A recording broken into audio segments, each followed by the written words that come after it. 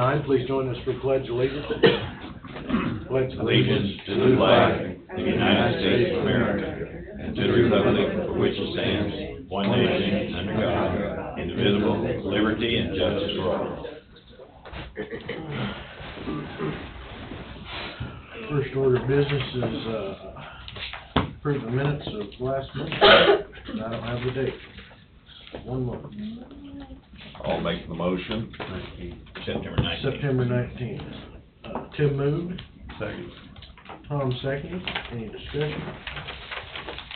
Hearing no discussion, all in favor say aye. Aye. Aye. Motion passes.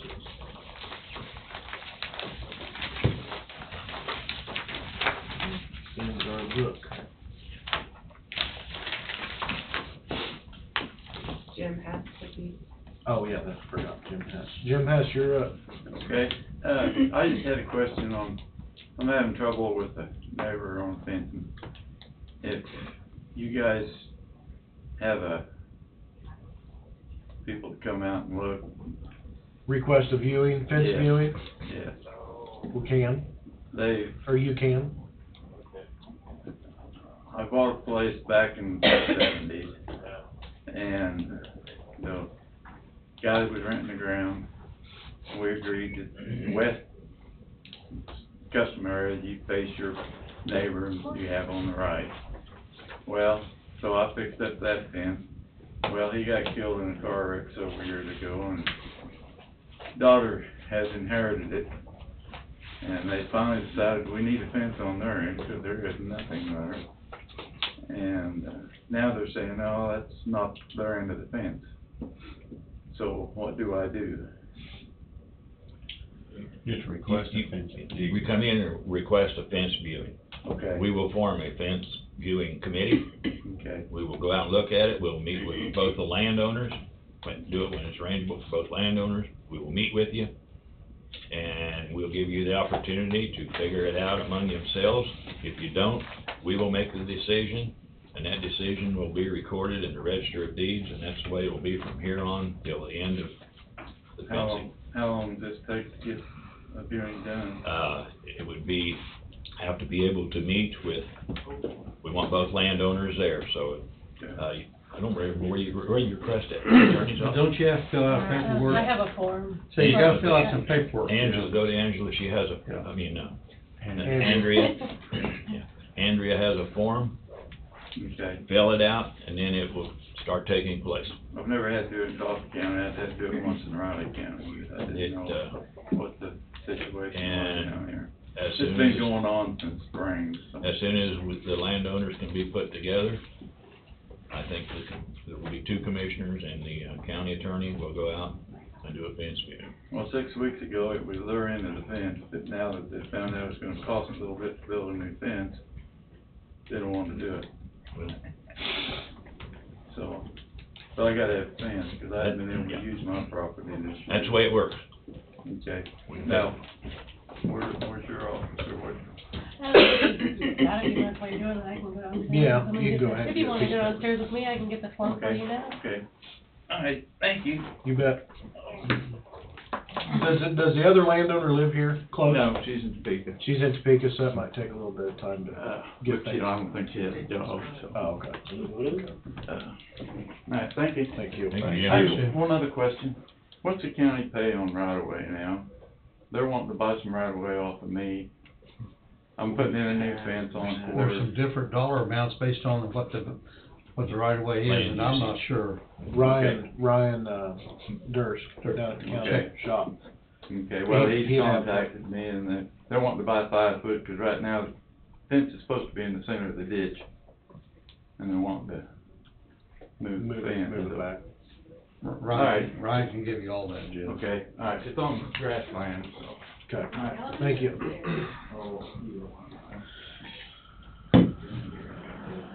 Laurel and Bill out there, we're waiting on a couple of kids from school.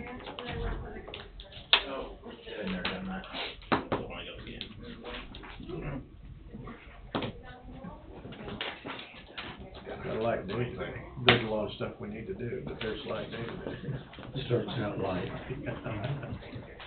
It'll finish hard. Yeah, I'm sure. signature. No early outs today, Tim. I know it. I'm here till the end. Morning. Good morning. Okay, so I'm Hallie Finnerty, and this is Kyla Langston. Good oh, up to morning. the podium. Good morning. You can just stand right. Okay, so we're Coffee County ambassadors, and we're just wanting to ask you guys to proclaim National 4-H Week in Coffee County. Would you like to read what it consists of, or do you have a copy of this? I mean, we have it. Would you like to read it? Sure. Whereas 4-H is America's largest youth development organization, having supported about 6 million youth across the country thus far. And 4-H has helped hundreds of youth in Coffee County, Kansas to become confident, independent, resilient, and compassionate leaders.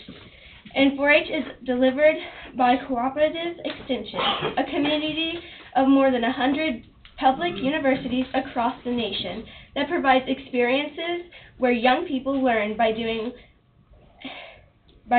hands-on activities in areas including health, science, agriculture, and citizenship. National 4-H Week showcases the incredible experiences that 4-H offers young people and highlights the remarkable 4-H youth in Coffee County, Kansas, who works each and every day to make a positive impact on and around to them. 4-H's network of 600,000 volunteers and 3,500 professionals provides caring and supportive mentors to all 4-Hers, helping them to grow into true leaders, entrepreneurs, and visionaries. Therefore, we, the Board of Coffee County, oh wait, that's not us. Do we read that? Good job. Very well. I'll take there. Now, therefore, we, the Board of County Commissioners, Coffee County, Kansas, do hereby proclaim October 2nd to 8th, 2022 as National 4-H Week throughout Coffee County, Kansas. Encourage all of our citizens to recognize 4-H for the significant impact it has made and continue to make on empowering youth with skills they need to lead for a lifetime. So, Do you guys have any questions? I don't have any questions. All right, would you mind if I shake your hand? Oh, sure. So, Thank you. if we haven't passed it yet, are you sure you want to?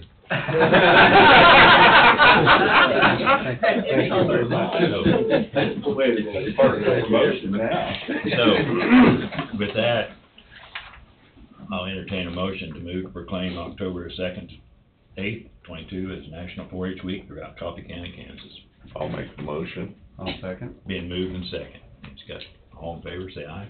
Aye. Carries 5-0. There Thank you go. you. What projects, girls, what projects did you have this year?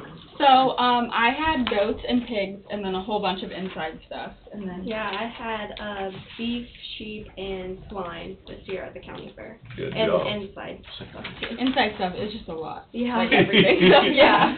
You got your record books all up Yeah. to date? Yep. Good. Yep. Good. Yeah, we love doing our record book. That's Good answer. Good answer. Well, thank you guys. Thank you very much. Thank you. We'll have the signature page here in just a second. Hang on 1 minute, we'll. When you guys are done, they want a picture with you. Okay. Want a picture with us? If the girls could just You- stand at the back, is that okay? You want it here, or you want it down in front of the county flag? That's up to you guys. You guys are on a schedule, so you tell us. You got time. We got time. Believe me, time is all we have. And we've got less and less And time. we can do it. Where would you girls like? They're gonna create- Down in front of the flag, or you want it right here? I mean, I have no preference. Yeah, whatever works for Go you. down front of the flag. What do you want? Just go down in front of the county flag. It'd look better down. Right down in front of the county flag. They made their decision.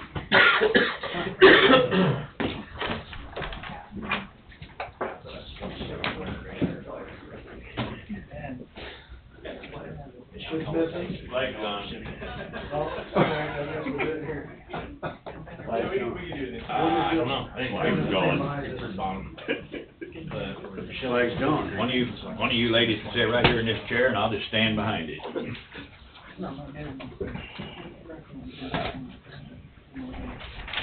Am I sitting here? You can sit there if you would like.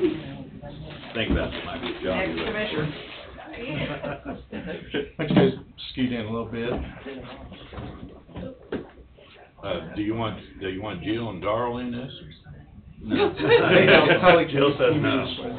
No, this is, the kids did this, so. They did a good job. No, go ahead. Yours is going in the paper, that's what. Okay, here we go on three. 1, 2, 3. Okay, on three again. 1, 2, 3. Okay, awesome. Thank you. Okay.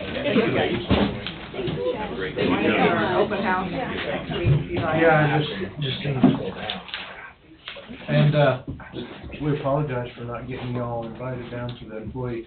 I think we were at State Fair. We were invited. We were, we knew about Oh, it, we okay. just, other things going on. so Yeah, we got down there, it was sorry we couldn't get there. No, we were at Yes. State Fair. Yeah, that was State Fair week. Okay. Darrell, the number of young people continue to stay strong here in Coffee County? Pretty much. We had, had 136 members, which was consistent last Yeah. year, and Yeah. it looked like, So that's staying pretty consistent. Yeah. when we graduate them out, there's a few more that the young ones step up and come in. Thank you guys for the support. Thank you. And I think in your packets, we left a flyer for you, there should be a flyer, we're having an open house. October All right. 8th. Hope to see y'all. Yep, Thank you'll you. see me.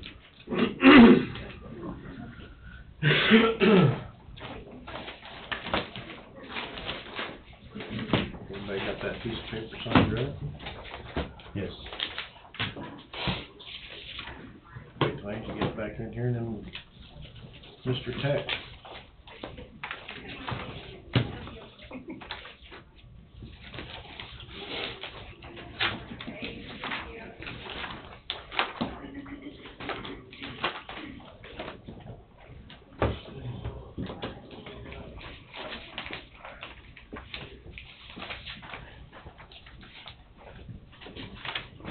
Caller 925, Tex Jenkins, Neutron House scene update.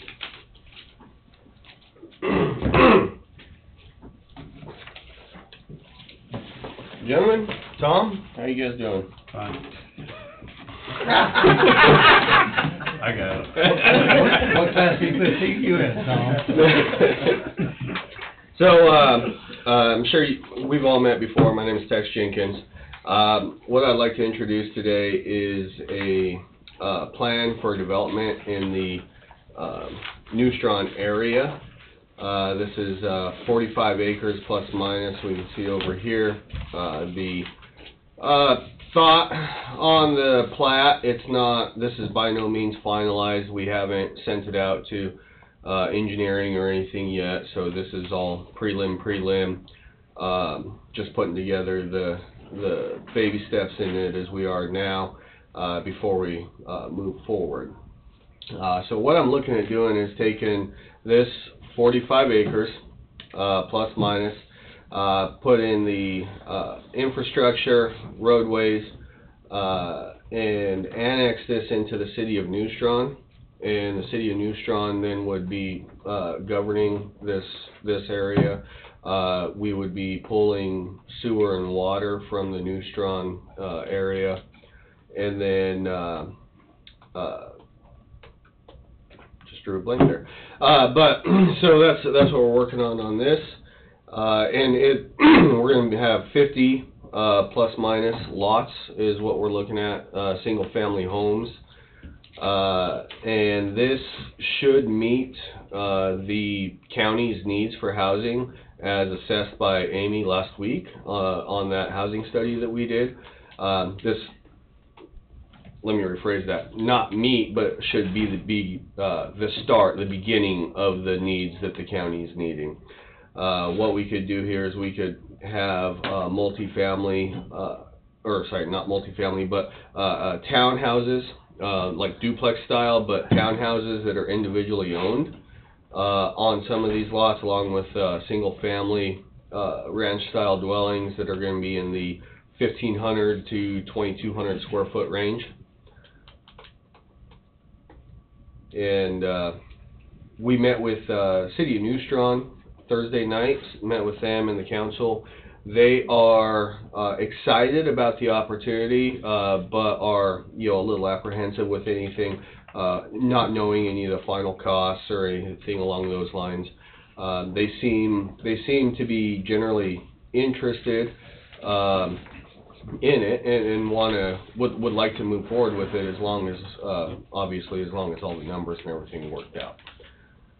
So, the benefits to this is currently right now, that property is paying about $700 a year in taxes. And if you flip over to the second page there, this is a property tax breakdown of a lot that's in town that is 2020, shows the 2021 taxes. This would be about the same size, same assessed value as what we'd be putting in there. Town, you mean in Neutron? In Neutron, yes, sir. And so, as you can see there, the Coffee County gets 41.6% of those taxes. At that rate, with this, it's going to be the total tax on this was $42.18 on this particular dwelling, and of that 41.6% of that $42.18 came out to be $1,754, and then you multiply that by 50. That's going to be $87,700 a year coming in to the county. That's just the county side of it. And if you flip over to the next page, it gives you a more detailed breakdown of the exact dollars on it.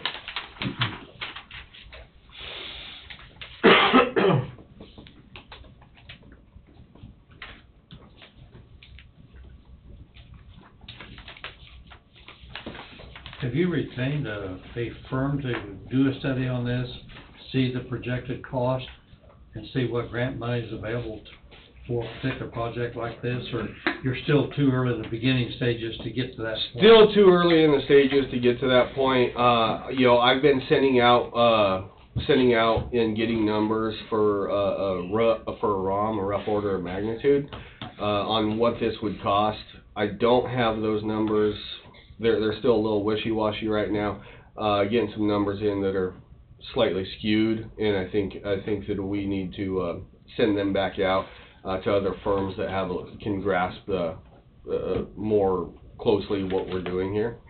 So I expect to have closer numbers by within a couple of weeks, and so I can definitely come back and produce those numbers to you guys. What are you asking? Summary of your error for asking. What are you asking for? I mean, are you what I'm looking for is I'm looking for the support from the county to provide the infrastructure for this development. And what we would do then is we would put a special on each one of these lots, and that special then would be paid back to the county over the course of the next 20 to 30 years. So has the city annexed this land? They have not yet, but that is part of the process. It would be annexed into the city, and the city is on board with that. So they got to go through their zoning administrator, Yep. zoning reg, then they got to go through their city council. Correct. And you said they're going to provide water. Isn't that Rural Water 3's district? Is that Rural Water 3? Yes, at the moment. It is at the moment, yes. So you're going to have to talk with them and see if they're willing to give it up. Correct, but as to my understanding, that as long as it's annexed in to the city, then there shouldn't be a problem. I don't know. I'm on Rural 3 too. Okay. And I don't know if we would just say, whoa, you take our area. So, Okay. I mean, you're going to have to work with the Rural Water District. Yes. And REC is electric. Are they on board with this? Four Rivers? Yeah. Yes. Okay. Are they looking overhead or underground? Underground. Okay. Can Neutron Lagoon handle it? You're talking 50, I mean. Mr. Dwight's back there shaking his head. It is built for a population of 2,500, and right now we're 490-ish. So currently they're using about 20% of their. How many years do you anticipate to be able to get 50 homes in there? I've lived here all my life, and I guarantee you, I'm not as, I wish you luck, I hope it could work, but I'm a little optimistic on that. Fair. So my thought is that once we get approval, we move forward on it, it would take, probably 3 to 9 months, 3 to 4 months as far as all the planning, developing and everything else, then to break ground, and then another 3 to 4 months, for the infrastructure portion of it. After that, then the plan would be to build 20 homes a year. So it'd be about 2.5 years to build the 50 lots. Would each lot have a home or on it? Yes. Not let somebody gobble up. Nope. No, I would extra. ask that I maintain the lots, and that would be something that I would not allow, is to allow someone to gobble up, 6 lots. That's just not. Just because they don't want neighbors. Exactly, and that's not the intent here. The intent is to move forward and provide a small community.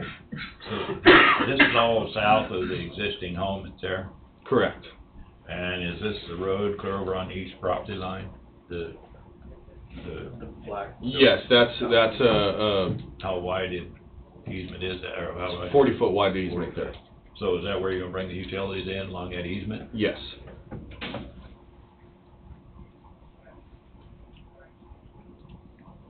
So, knowing a little bit what I know, Steve, New Strawn comes to the highway and then goes north with the sewer, so they're gonna have to run the sewer clear on down to the east side of this property. So, that's definitely something that we're looking into. We do have a viable solution for that, and what it would do is actually come in from Decker, which is this road right here. Yep, if you continue on west down the road there, we'd tie on to the sewer there and bring it in or across the highway at that point.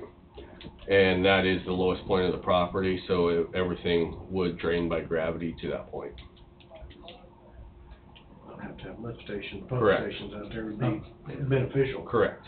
Have you had any discussion with Bobby on this and with the southeast?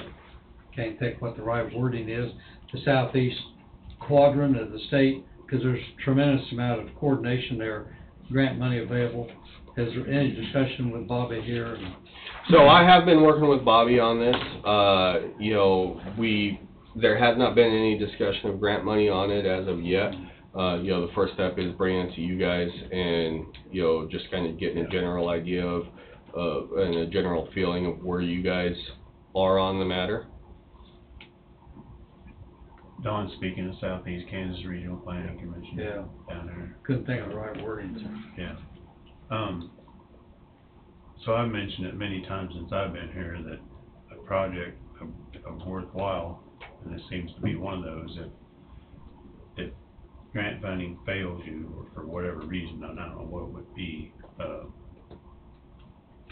that the county help fund the infrastructure part of a project like this, and you assess it to those lots, those 50 lots. If it was $1 million, that's $20,000 a lot. Correct. Over 20 years, I think. $1,000 a year assessed to that property. Pretty cheap. Right. Yes. And then, again, with the figures coming back of what you're gonna gain in real estate taxes, it's a win-win for both parties.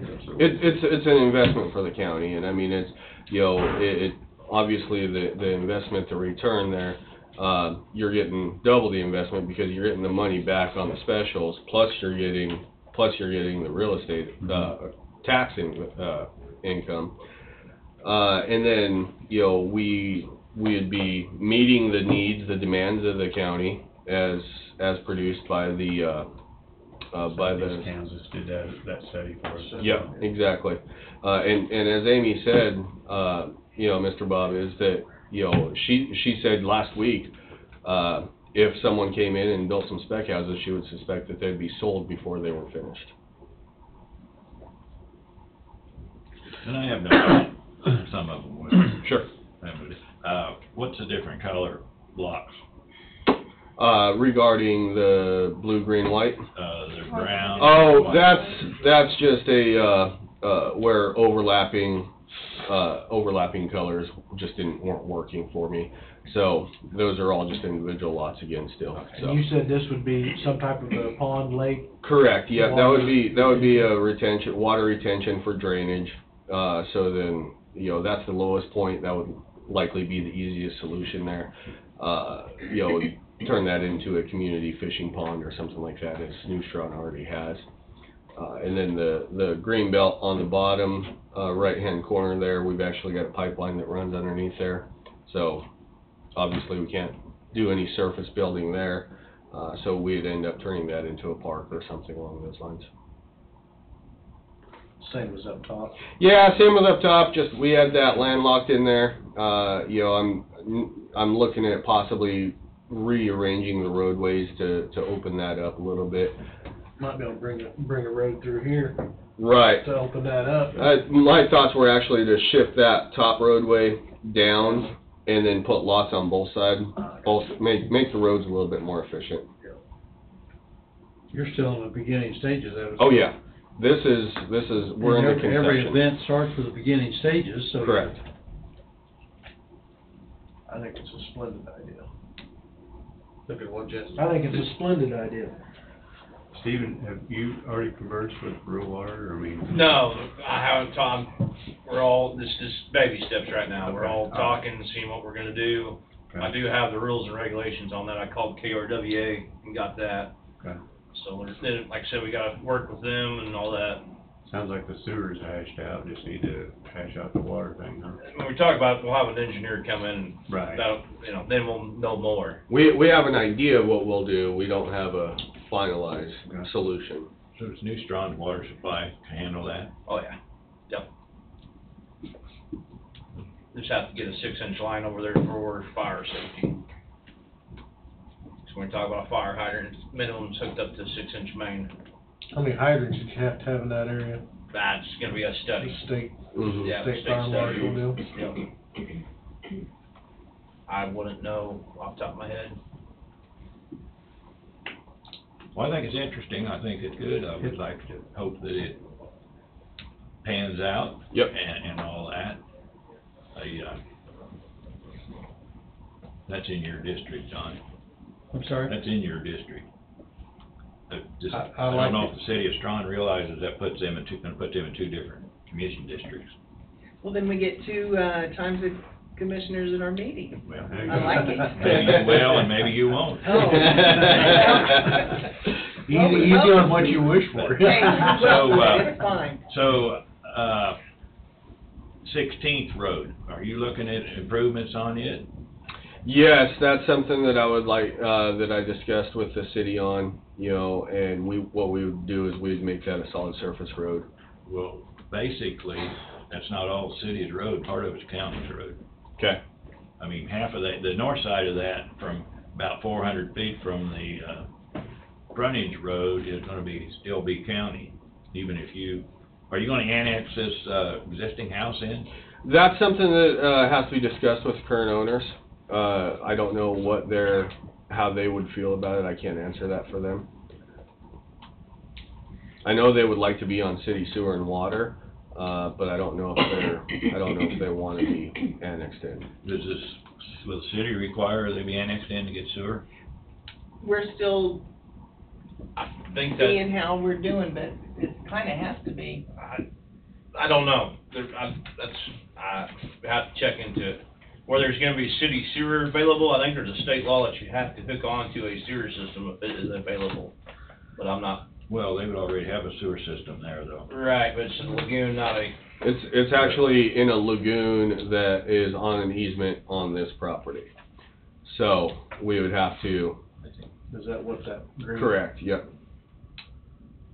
So if they don't annex in, then you're actually going out and reaching non-adjoining property to bring into the city. Because you have nothing that's connected to the city. I believe across the highways The part of the highway. city, isn't it? That'd be Jeff's towing? Yes. Yes. Jeff's towing. Yes. Okay. Well, that's another thing the county would really have to consider, because if they don't annex in, that's a county road coming down to there, so it's, I know it's in, it's in the New Strawn's 3 miles jurisdiction, but it's not in the, city, it's still county, so that's something you have to deal with the county too. That's the part of this, like I said, we don't know yet because it's just starting. So, I mean, we do know there's a lot of moving parts to this that, Texas is gonna have to coordinate. Yes. Well, I'm not opposed to it, but I think there's a lot that has to be done. And I think it's, the more that you get done, the better it's gonna be easier for decisions to be made. I think that's great. I mean, if I was choosing a territory, that's, well, I wouldn't either because it's Don's district, but since it's New Strawn, I would be boosting for New Strawn, so. Good. Is the adjacent landowner present? They are not present. Okay.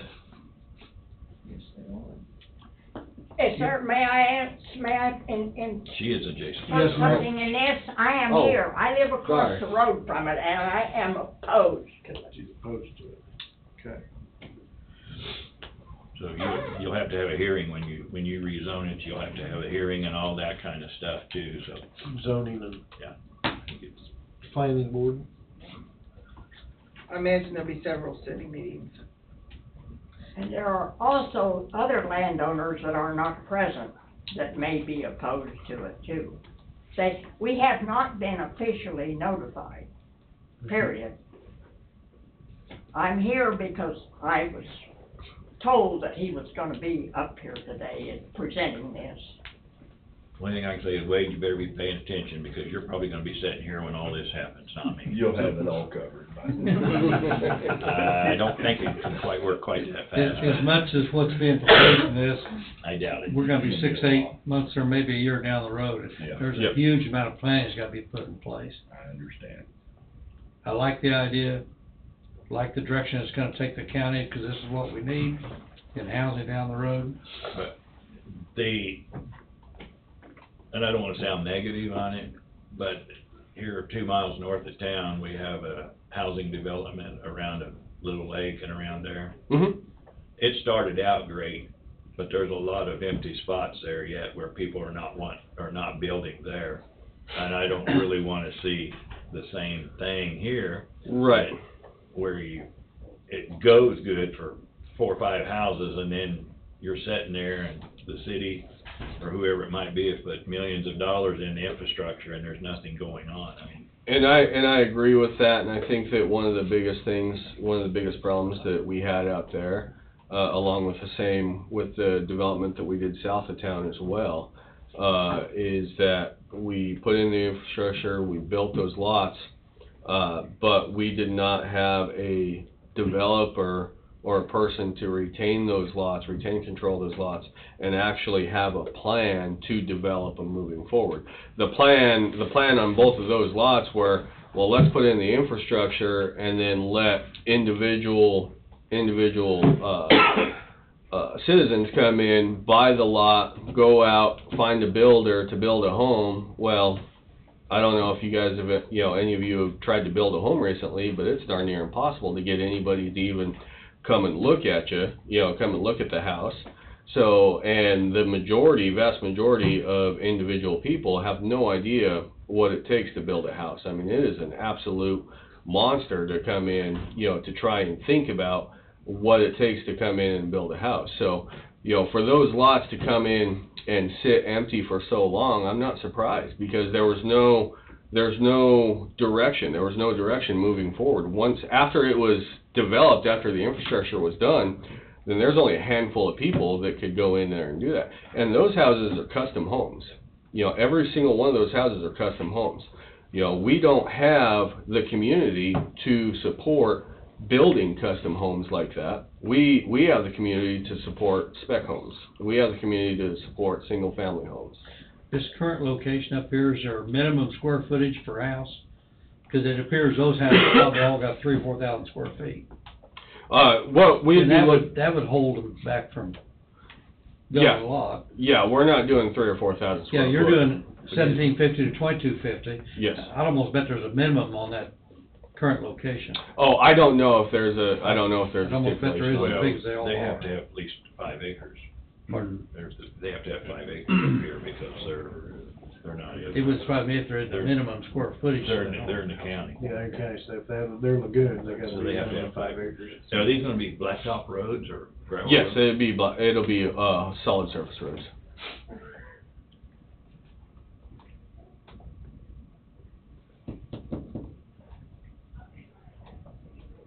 And you're gonna put a special assessment on each lot Correct. to cover for what, 20 years?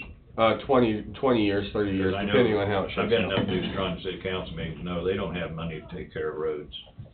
It's pretty, they skimp now to keep their roads what they have going, so. So what do you anticipate? But they just paid off their water tower, so. I know they did. There you Yeah, go. great. And they got a clean checkbook right now. So what do you anticipate these lots are gonna sell for? What's that? What do you anticipate probably the prices these lots will sell for? Well, I'm not selling, the idea isn't to sell off the lots individually, and that's what I'm saying, is that I would retain and act as the, developer and come in and build on the lots, spec houses, boom, boom, boom. You would build and then sell the home, Correct. and you're looking at what, $250,000? I'm looking anywhere from 250 to 330, somewhere in there, for the single families. And obviously, that's gonna fluctuate with building materials and everything else. I mean, 6 months ago, we were paying $60 a sheet for OSB, and today we can get it for 13. So, Yeah, I think your 1,500 square foot home, not counting the lot, you're gonna be in the 150 range probably, not counting the price of the lot. that's $100 a square foot. Yeah. You can't build a house for that. Can't No, build you one. can't even touch it for that price. You're about a 150 now. Yeah. About 150 to 170. So that puts you in the 225 real quick. So. Right, correct. Well, I wish you and the city of New Strong the best with Yeah. it, but it sounds to me like there's still a lot of work to be There, done. there is a lot of work to be done here, and there is a lot of work that's already been done. But I'm glad that we met today, because this definitely does give me some more homework to do, to reach out and start doing some more planning on, and working with Bobby on. Of course, since they're not paying for the water tower, they have a lot more money they can invest now in other things. I'm watching Rhonda back there. I got my poker face on, cause all of this is contingent on Right. the working parts, how it plays out Right. for New Strong. It is, it is, I mean, it's good that there's something in the development, but. You know how it is sitting on that razor blade, you're happy on one side and you're worried on the other. Very sure. Yeah. So, Yeah. how many existing landowners around it, do you know? Well, if we are, I don't know that exact number. I mean, I can look it up, but I don't know the exact number. I'd have to say 4 to 5. So I guess if they oppose it, then I guess what would be the hearing, and the zoning, your zoning board would be the first place it goes to for the zoning change, so. I guess that's up to each individual how they wanna do it. Does it have to go to the county planning and Nope, zoning to get nope. annexed? Nope, it's in their 3-mile jurisdiction. So if you guys decide to annex it, then it's up to your planning and zoning, okay. How many acres is on the north side in that? On the north side, up top there, Yeah. on that house, I believe that is plus minus 12. Well, I'm gonna be honest, I support the city of Strong very strong, but I also support the citizens outside, because they are in my district, so. Correct. And so, I mean, I'm kind of in a limbo here, we'll see how it pans out. Yep. Well, and I would like to address Ms. Bachman, because of this being in such the beginning stages, that's why notification wasn't set out. I was gonna say, No, all of a 'cause sudden, it- I heard about this, and it was almost like it was a done deal, and No. not anywhere, this nowhere Not close to being a done there's deal. other landowners Correct, all around this. correct. And that's where the zoning and the city meetings come in, and his input and more legwork before, that's why we didn't haven't done that yet. I was, Nobody's trying to pull a slick one on I you. was, well, No, and I I'll understand, I reserve- I'll appreciate you reserve coming comment in. on that. Well, nobody is trying to pull a These slick big one on projects, anybody, I big enough just, to your- Well, actually, till it was proposed to somebody, there was nothing to notify, Right. nothing to notify people That's about. true. Right. Yeah. because So this is proposed just the to someone. beginning. Mhm. Information Yeah, Yeah, information gathering is a good one, Richard, thank you. And we're glad you're here, fellas. Yeah, I'm opposed to this, and where are all these people gonna come from that's gonna buy this and gonna build these houses, all these high dollar houses? Where are these people coming from? You know, to me, and I don't mean this, seems like a lot of people worry about where these people are gonna come from, that's gonna cost so much, and this, he's fitting the bill. Why do we care? Other than the fact that if we help put in the infrastructure, we get our money back over a 20-year period. If he sells a house, we get another $1,754 a year per house. The city of New Strong gets $1,300. If it's not costing you nothing, We've got housing developments all around here, and they're sitting, like you said, mostly empty. I don't see that, Phyllis, I'm sorry. I mean, out there, north of town, I mean, it's 5-acre lots, it's pretty well filled up. Well, a lot of that is, they go in there and they build a $500,000-$700,000 home, and they don't want a neighbor a stone throw away, so they Right. buy up a lot more acres, and so Yeah. your development gets used up from somebody buying acreage versus putting houses on. Where this individual's gonna keep it lot size, he's gonna put the home on it, and he's gonna mark it selling it. He's got control of it more so than the I other. understand that, but where are all these people coming from? I don't know where they all come from to fill up Country Club Heights. I mean, we got another developer in town, every time he builds a house, it sells. You know, it's gonna benefit New Strong, I believe. As the county as well. 16th is a dead end road, right, so. It is, It yes. is. That's where Yeah. you will,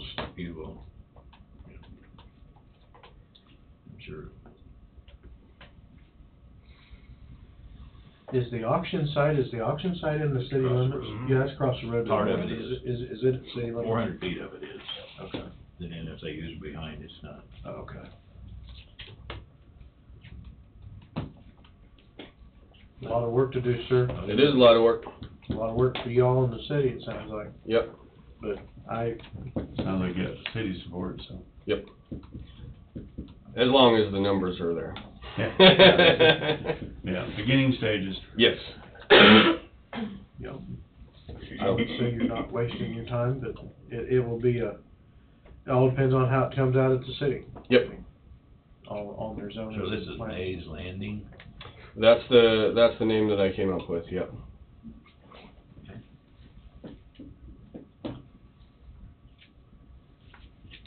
Any other questions? This isn't gonna be a gated community, is it? No, Okay.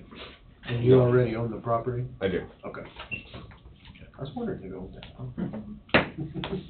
Now you know. Now I know.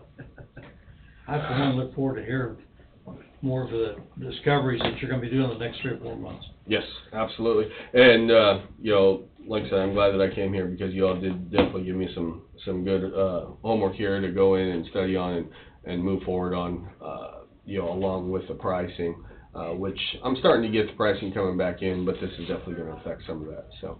Pricing, talking about your infrastructure as well. Correct, yep, the infrastructure pricing. Right. Any other questions? Good luck to you. Thank you very much. Yeah. Keep us Appreciate updated. it. Yep, will do, thanks for your time. You want this picture back? You want this back, Tex? Thank you. Yes, I can get it afterwards.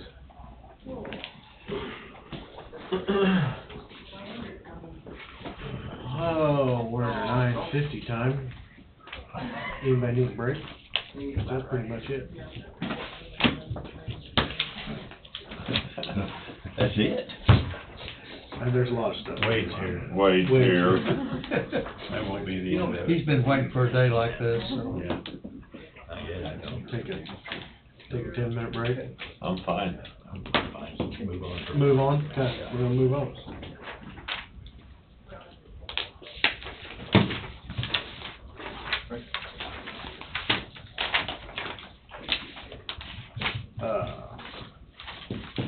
I guess round table, I guess. We can start there. That'll probably spark some conversation. Wade?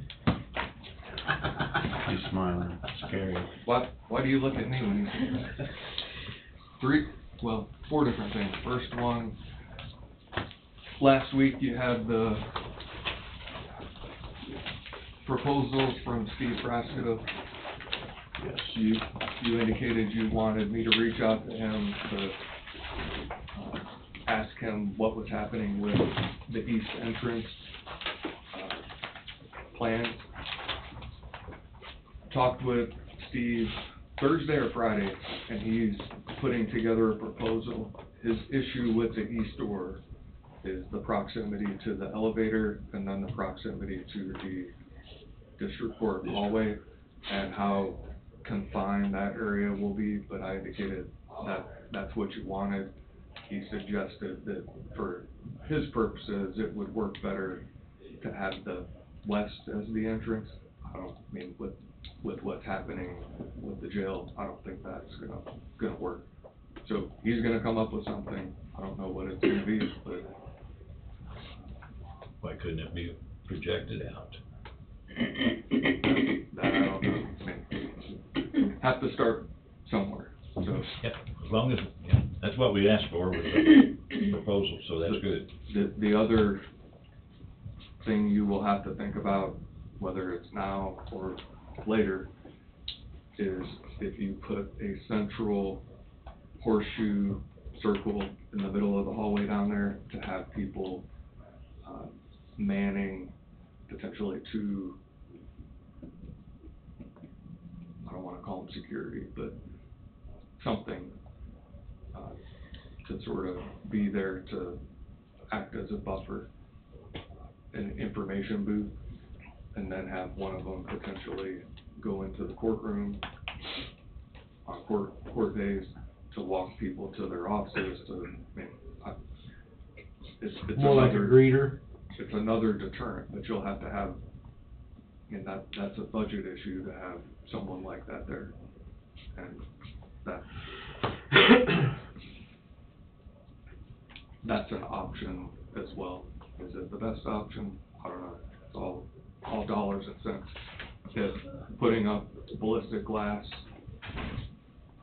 your projections right now for the offices that you have a quote for is $494,000. That's at least a starting point. So if you put security or some sort of hardened entryway at the east door, then are you gonna have the metal detector, have people, you put your stuff in the bin, it goes through like some of the other courthouses are. I know Osage County does that, Franklin County does that, a bunch of different places, at least one at their court. So you'll have to consider that, and what's the cost for one of those metal detectors, and then who's gonna man it, all those things. So I'm sitting at, I'm here looking at roughly 182,000 on something that's not gonna need to be redone, or offices that are gonna move to the new jail project or the new court area. You're looking at $82,000 to take care, basically, it's gonna take care of the offices that ask for it or request, or it should be requested, your treasurer office and your district court. I think one of the main things you have to look at is the, availability and stuff for the public. This is a public, the taxpayers of this county do own this building. It's not that we own it. We need to make it what's convenient and still keep it safe for them. So, I mean, if that costs a little bit to do that, that's ought to be the way it is, because it's their building and they're the ones that use it. And I think that once we get them in here, they should have a little freedom to be able to move around. So. The last time I was in Lyon County, which had been 3 or 4 years ago, up there for a meeting, they had 2 officers there. I assume that they were probably under the sheriff's jurisdiction, and a metal detector. They didn't have all the acrylic glass. They didn't have anything, there, other than they just had the 2 officers there to block everything, and then you couldn't get in there without laying all your keys and everything in a pan. And then you walk through the security part of it. To me, that may be the most practical thing down here in the lobby, rather than trying to put up a lot of acrylic glass. I don't know what the exact answer is, but we need to make it safer if we can. And yet, like Bob said, make it convenient for our citizens as much as possible. For $500,000, we can hire a lot of security guards for $500,000. So once the county attorney's office moves, I mean, the number of people who are agitated with decisions that come out of that office. So, for example, once the paperwork's signed that takes someone's kids away from them, I mean, you deal with heightened emotions. You deal with somebody who, a family member is facing a long prison sentence, or they feel like they're being picked on, whatever it is. They come in and they are agitated. They come in that office, and I call this sort of like this. It's a triangle up here where that office is just, it should be in a different location, and it may help take away some of the animosity that people have when they come up.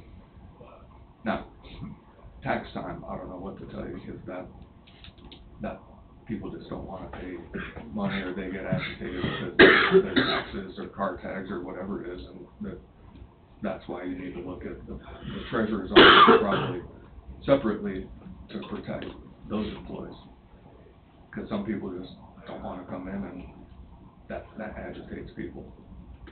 Been that way all my life. I didn't like doing it when I was a teenager, going to the treasurer's office.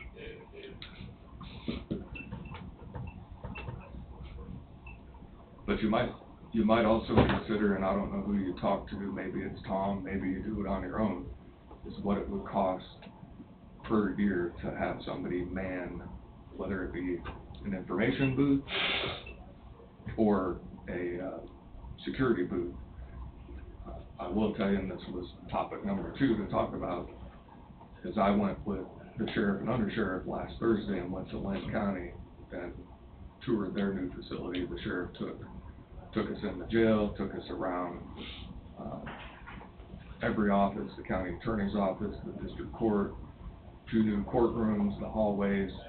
The only place we didn't go was the judge's chambers, and the judge wasn't there. But very illuminating. And going into that building, they do have security. They have a security area. And if you want to go into that building, you have to go through. You have to put your keys and whatever is in your pocket. And so it's a hardened facility, I guess, so to speak. But you just have to look into the future and what needs Coffee County will have. And you're building a jail that's going to have potential for 92 inmates, and for court days, if the county supports that type of prison population, what's it gonna look like in this building? It'll be completely different than what you see now. Right now, we still have a number of hearings that are done by Zoom, which whether I like it or not, some of that's gonna continue, but we're also seeing a number of people come back into the courtroom. And I think everything, in my opinion, should be in the courtroom. But if you see that happen with the caseload the way it is and the escalating numbers, you're gonna have a lot of people hanging out down in that lobby area.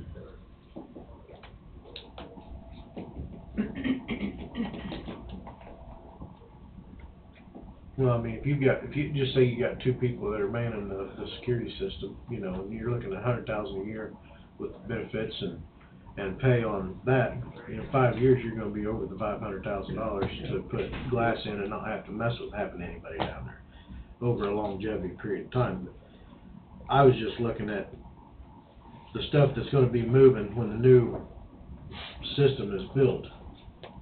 You're looking at $181,000 on stuff that is going to stay here in this building that we could protect, or I just don't want it to sound like I don't want to have to redo. Does that make sense? You are trying to be fiscally responsible. So for those who are staying and aren't going anywhere, for example, the treasurer's office, that project would be done and it would stay, unless that office is gonna expand somewhere in the future. I don't know. But that's not in the plans right now because the design are all in place. The only office that would be moving right now is the county attorney's office. Right. So. And then you've got your district court windows. But I think before you do something there other than the clerk's office, the expansion on that side of the building, once the current jail is gone, you're adding all kinds of office space over there, you're expanding the magistrate courtroom, and you need to see what that looks like before you go and you make a whole lot of changes down there, in my opinion. Does Steve have an idea how quick he would get back in touch with us on a plan for the east entry? He told me he was working on it. Because on this estimate quote, it says it got 15 days. Yeah. I think that's just the cost of materials. The next the next quote hopefully would be less if things go down. So would we just have one entrance? I think we ought to go down to one entrance regardless. I mean, you're gonna have construction going on back here to the west. Your parking's gonna be limited. I don't think there's gonna be any reason to have to.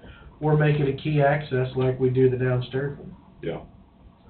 Once the new jail goes up, how many people are gonna need to actually make that trek to the west side? I think it will be much more limited because parking will be in a different place. If the key access people come in, they can come in the downstairs Right. door. They don't need to walk past it and come up to these doors. Exactly.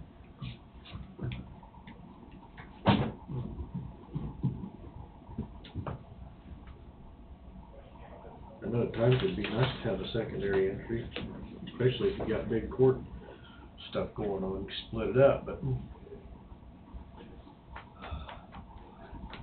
In my opinion, you make both of them accessible back here. The key card, scan card, like it is right now downstairs. Make the east door the same. There may be times you don't wanna go roll down and then have to go all the way down the hallway and then go up an elevator. You may have something you wanna bring in. Bring it right through the door. I mean, that's the accessibility with that. Well, then you wouldn't have to so much worry about security because you're already key access. So you're already granted access, basically, because you have a key for the scan card. I mean, you could have it 2 doors on the west side employee access.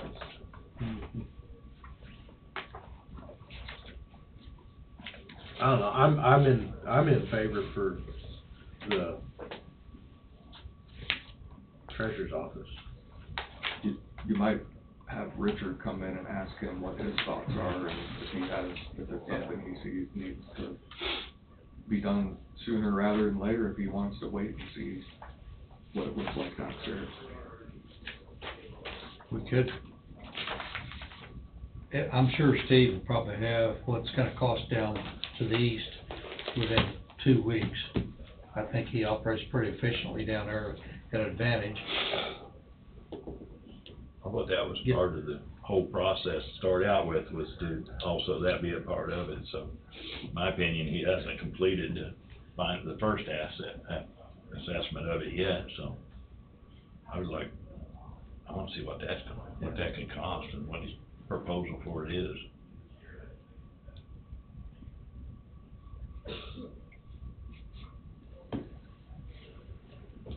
I'm not exactly sure, this east door entry with the elevator sitting there, district court there going to the left, and there's 40 foot of window there on that east wall. I'm not exactly sure how they're gonna be able to come up with a proposal that would control cost and yet improve safety. Like Bob said, maybe we need to reach out, but I don't know whether that'd be the answer to it either. So that's what we're having him do, is figure out what the solution is. Yeah. We can sit here and guess all day, but he's working on it, so. I'd almost bet Steve would have something for us here within a couple of weeks.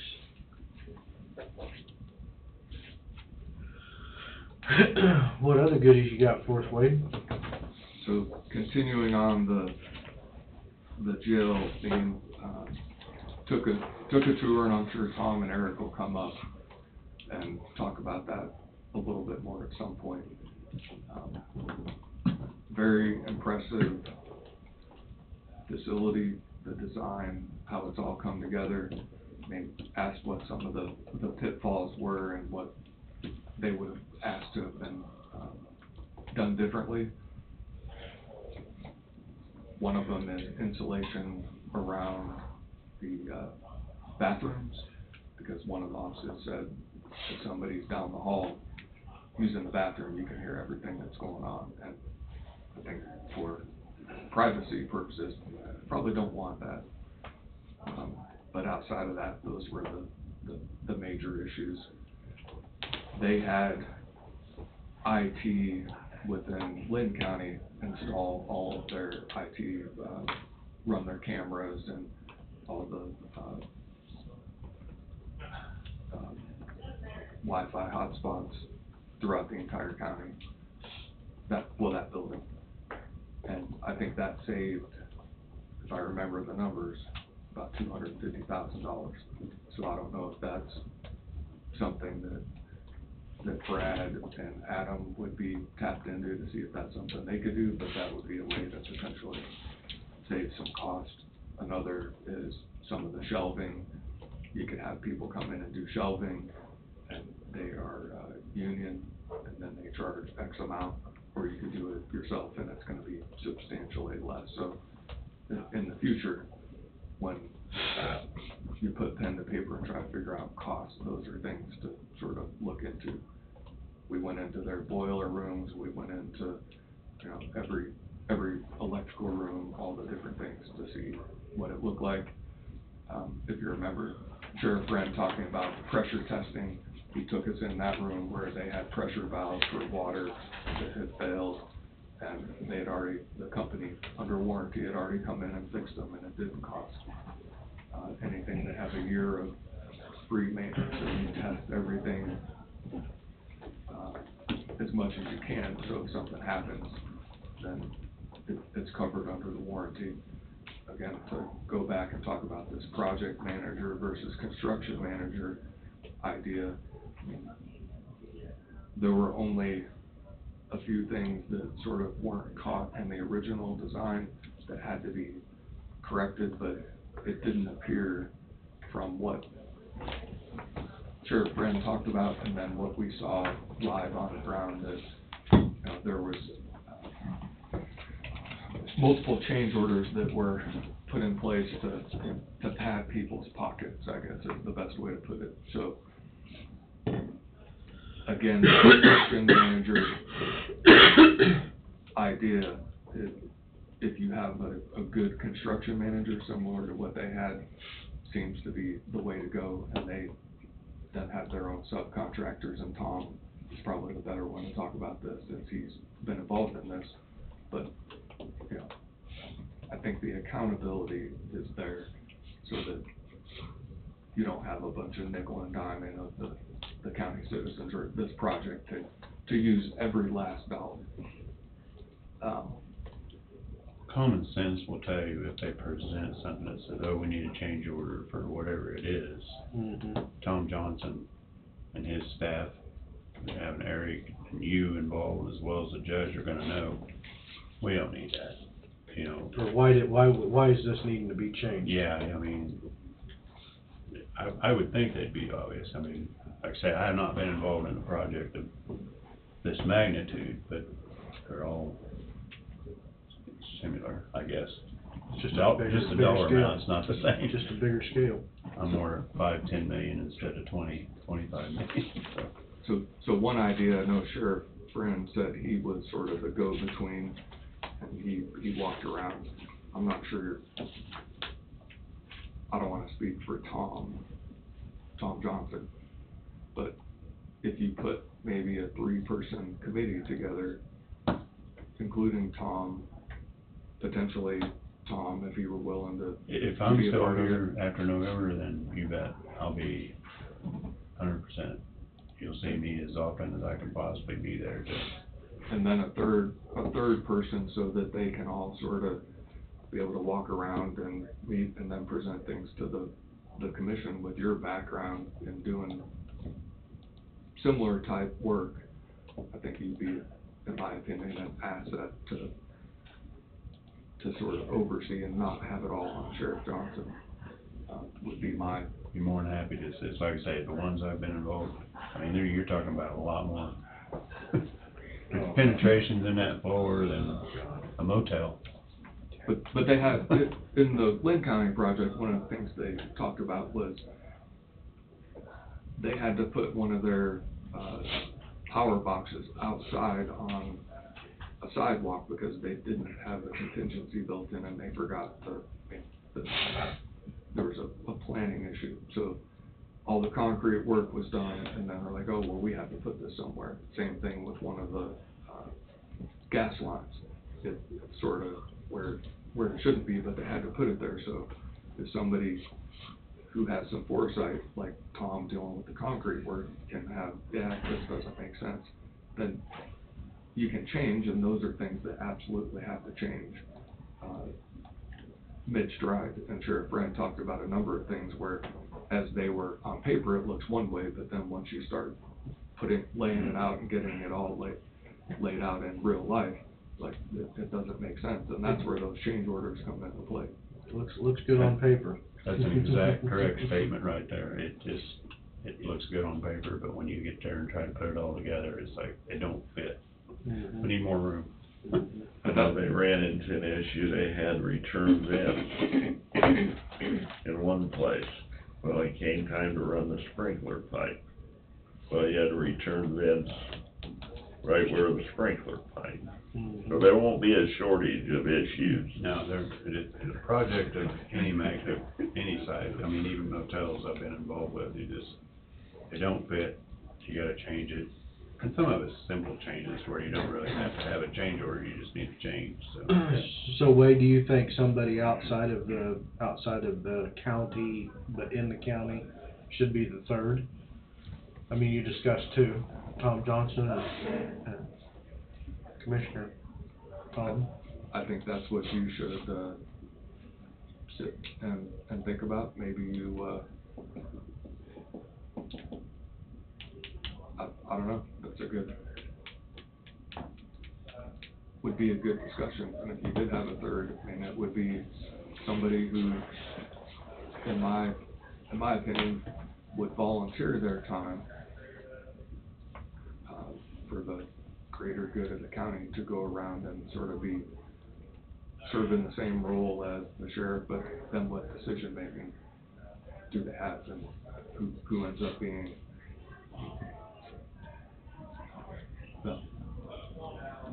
when Sheriff Johnson's not available, then you'd assume Tom would be available, and if he's not available, then this third person, and then, you know, they can all go and individually walk around and see, and then collectively put something together. You just don't want too many people involved. I think Too that's many what- chiefs, not enough Indians. But, yeah. Too many chiefs. I think it's just, it works better, the less people the better, but I still think 3, and maybe 2 is a good number. But I would imagine if Sheriff Johnson's not available, then the undersheriff would sort of serve in that same role or capacity.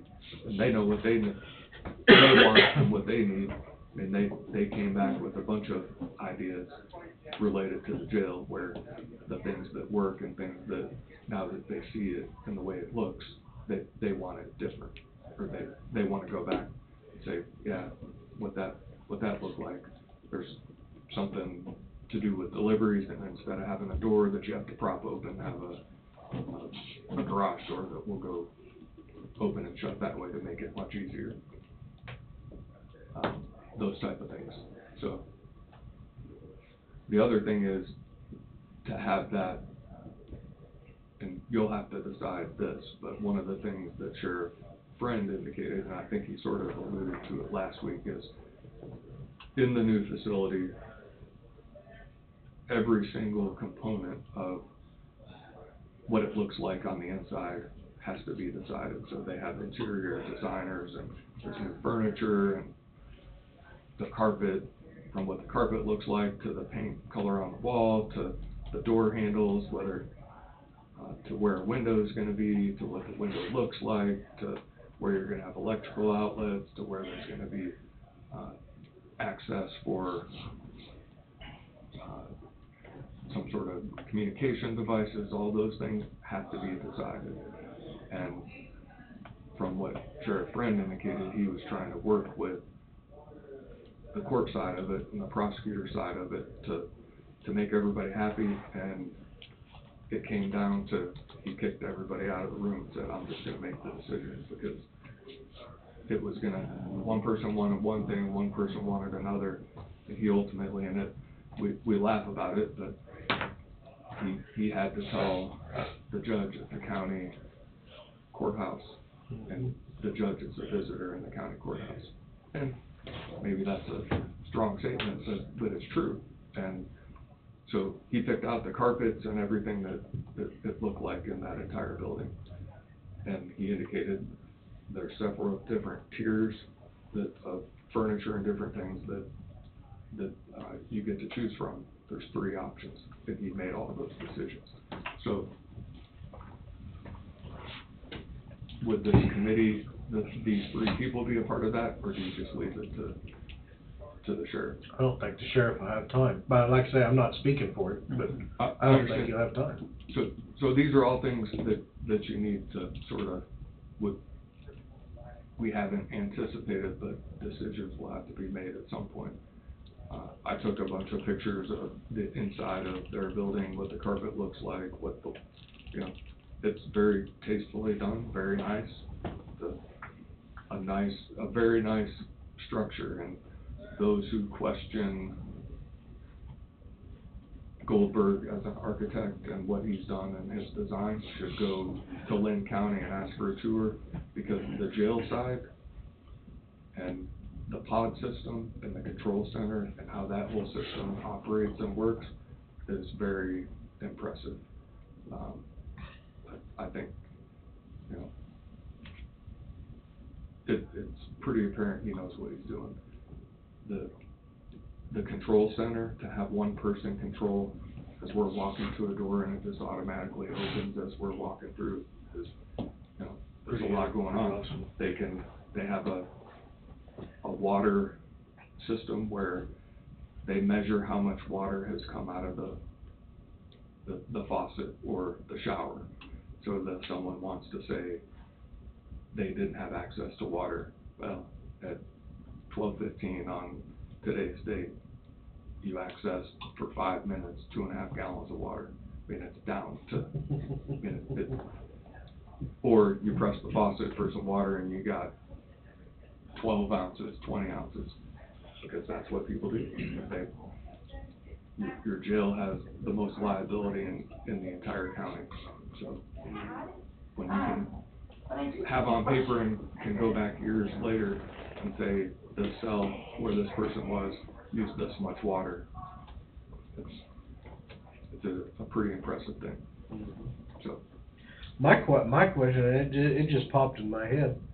I don't suppose a backup generator for the courthouse will run this, new center, will it? no, what they had at this facility was a 600-gallon diesel backup on top of another generator, so that if something went down, and then each of the offices had a 90-minute reserve power backup. Battery stuff. Yep, they had one in the county attorney's office, they had one for, I mean, it's an impressive. But my question is, I'm wondering if our generator here for the courthouse will supply the power for the courthouse and the new jail system? Or are we gonna have to buy a bigger another generator to run the jail? I would assume something new for the jail, but that's outside my. Right, separate. Yeah. Cause that can get pretty expensive in itself.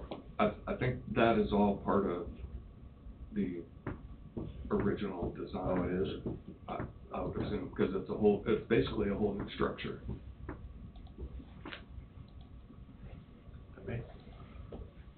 Maybe one of those add-on options. I wouldn't think so. I think that's, in my opinion, that's part of the whole. You'd think it'd be a part of it. Be a mandatory thing on there.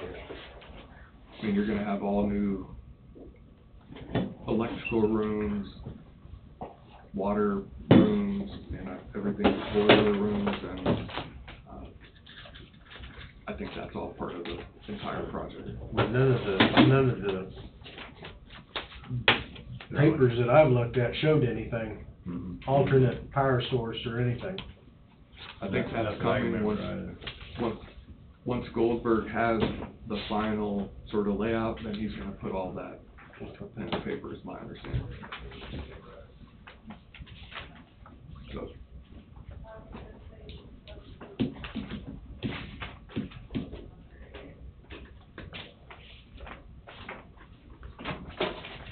Next thing is the sort of the continuation or the dialogue about the existing drug and alcohol policy.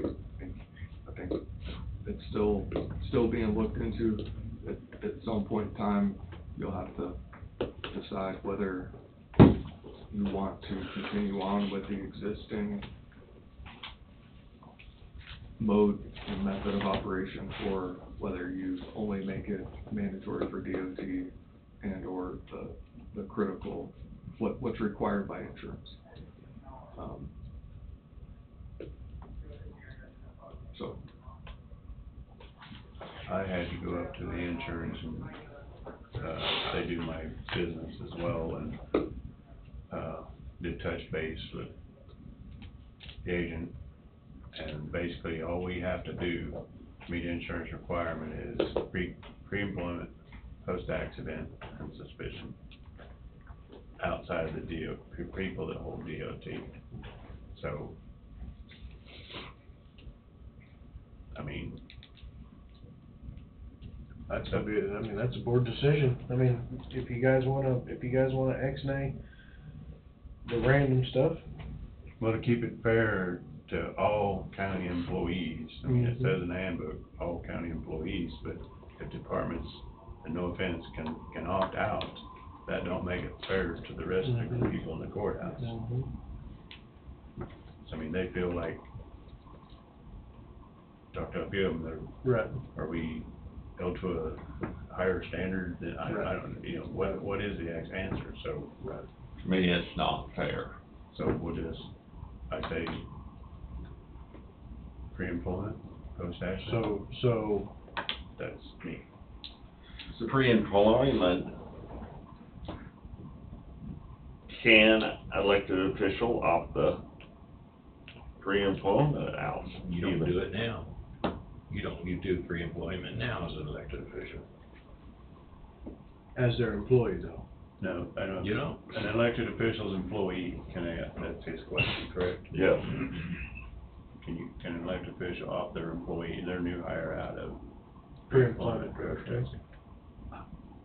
I mean, you I don't see why they couldn't. Nylander, I don't know. That's a Wade. It'd be a question for Wade. That's a, Wade? I don't know if Wade would have the answer, but Nylander moves in, that does a lot for elected officials that we don't have, you say so. But if you're gonna do pre-employment, elected officials, which is us too, don't have to take drug tests when we come in. No, I didn't, but I think the first 2 months I was here, I got random, which is fine, I don't care. I don't care. But what I'm saying is, even on your elected officials, if they don't want their employee to take a drug test, would they have to? Did you say that one was an insurance requirement, the pre-employment, or no? I think they have, Pre-employment was Was an required. insurance I think they have to requirement? take one for pre-employment, no matter who they work for. You have to take the drug test for pre-employment. I don't think the only one that doesn't is the elected official. Alright. But all employees, because you run yours through drug testing before they're ever, yeah. And post-accident's what she said, and then suspicion, so, I mean, that puts all employees on the same playing field, in my opinion. So the next time a random would come up is sometime between now. October 1, right? Yeah, Down into the October year. 1 starts new, so if we're gonna do something, we need to do it now. But, so I think before you, if you're gonna make the decision to do exactly what you're saying, the policy needs to be revised before you do that, so that everybody's on the same page with that. And right now, you have the existing policy, so we need to put pen to paper and come up with an alternative, so that if that happens, then there's a policy to replace what you have now. Right now, everybody's random the way the policy's written, so we need to come up with a proposal to replace what's there. Does that make sense? So instead of in 4 days jumping in and knee-jerking a policy, would it be better just continue with what we got till the first of the year or something? And have time to really think about how we wanna write it and how we wanna do it because we only got 4 days to the end of the month, and if October the 1st, they do their drawing, I mean, we're putting them in a situation too. If the concern is that it's truly random, then it's not truly, I mean, it's random for those who are a part of the 101. Well, we wouldn't have to we would still, when the next quarter comes out in October, we would have the DOT list, but we wouldn't, if the policy changed, we wouldn't have to do anything with the non-DOT list, because we're only doing it because it's our policy. So we wouldn't have to do anything with the next quarter's list. Just do the DOTs and that's it. I guess that's true. Well, I'd feel better at that. So I don't think you have to make a decision right now, you got a little bit of time, but that needs to be revised and then vetted to make sure that it covers all the aspects. And I know less is more, but in situations like that, what is, and maybe it's in there, and I just don't remember it, what is reasonable suspicion? I think it's obvious. Eyes not dilating, falling down, acting squirrelier than a coon. I have to take a drug test Oh. every day. I better go. I have to do one every week. I'm just saying, are we gonna do I feel if we're just gonna do the DOT, mandatory DOT quarterly, then we need to know, I feel that we should notify the consortium people that everybody else is not going to be random. Because you're gonna spend the money if they pull them. That was my point, why even have them pull them? Exactly. You know, and like I say, we got 4 days to do it for this time. So why, if they go and they do it next Monday, they've already spent their time. And they figured, well, this is our list, so. Is the employees gonna be mad that we went against our Can I make a comment? employee handbook stating that they can't, that they're gonna be random drug tests? I mean, are we gonna have kickback on that? I have no idea. I don't think we probably will, but I think if it was. might be jumping and singing in the streets. I think outside of the inconvenience to be randomly tested, I mean, it's a good program, but I agree 150%, you know where I stand. I added the county attorney's office so that, for internal equity, and if it's not gonna be equitable across the board, then the preview was gonna be, I was gonna pull the county attorney's office, and I'll take tests anytime. Because I wanna make sure everybody's treated the same. Oh, I agree. So, I agree 100%. So if they're not, then I was gonna at some point in time say, county attorney's office is gonna be pulled back out. With our situation, I feel like we ought to just go ahead and just stick to the DOT. And that's it. I mean, that's the choice of the board. Can you at least wait until Wednesday, cause you're coming back? Oh, we're coming back this Wednesday. Wednesday. We got the option Wednesday. Can I share a thought? Why are we so concerned about it being fair? Your DOT people are gonna be tested. They're being discriminated against because they've got a CDL. I mean, I think everybody ought to test it, but this isn't my decision, guys, but, you know. Yeah, here in a few months it will be. It will be. Yeah, but, and I shouldn't even be speaking, but, you know, why is it an issue? They hired on to a job that had random testing. Knowing that going into it. I don't understand. It shouldn't be. But, because you're not gonna take it away from the CDL people. Yeah, you can't. How you gonna keep them happy? I'm being discriminated against because I'm the only one that's required by law. The issue is, Wade, that there's employees in this county that are more concerned about what other employees are doing than what they're doing. I totally understand that. That's exactly the concern. I've got people that work for me A lot of this stuff up. I've got people that work for me that are the same way. But I can also make a statement. Anybody that thinks that they're assured that they don't have anybody working for them that's under the influence is wrong. Because I don't know how many times I've had people that I was 100% sure that there wasn't a problem, and guess what? They didn't pass. And anybody, that's just how it is.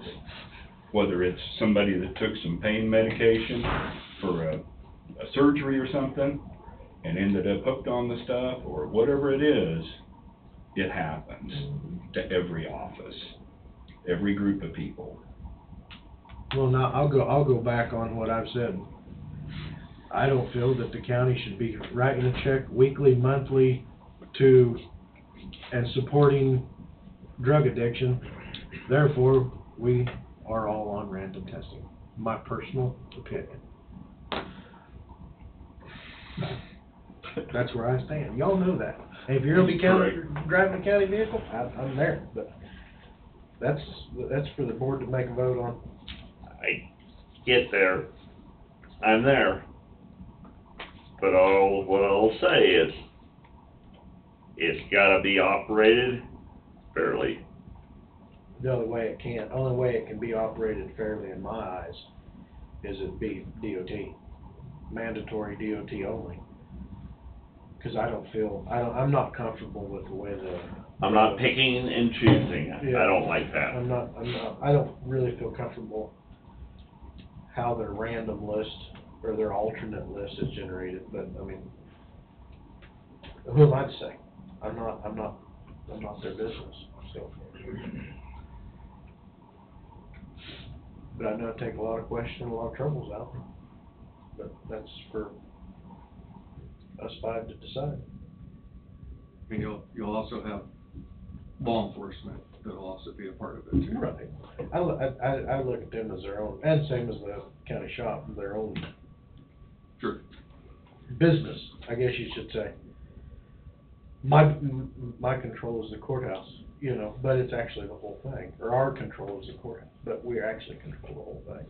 I mean, sheriff's office has gotta do it, road and bridge has gotta do it, weed department probably has to do it, I would guess, I would assume.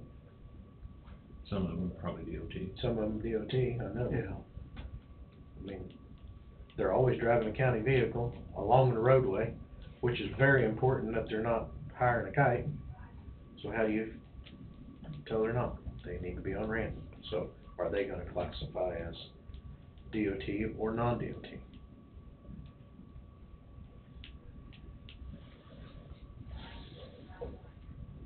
So one question was,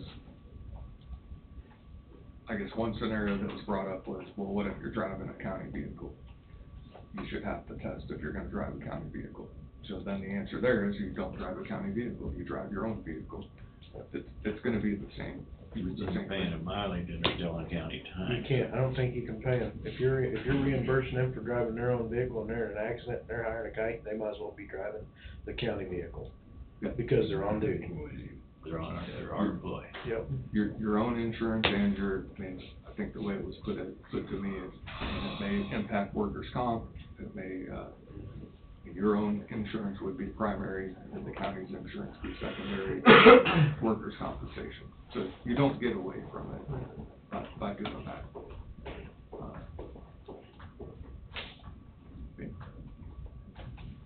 You know, this discussion can go on and on and on. Forever. I'm a strong believer in every employee needs to be in the program. But it sounds like there's issues that, to me, to be fair to every employee, I don't care whether elected or non-elected, they need to be a part of the testing, random testing. But evidently there's an out for it.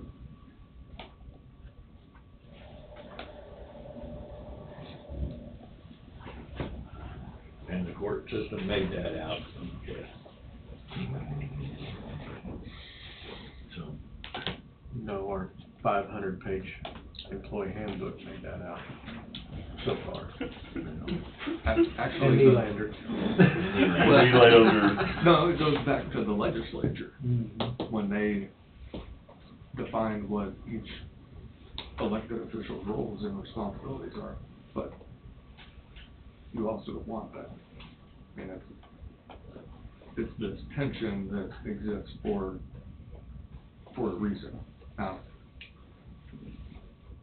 the interpretation of that, and Nylander, as you know, you had the sheriff in Lincoln County let an employee go, and then the board didn't like it in Lincoln County and brought him back on.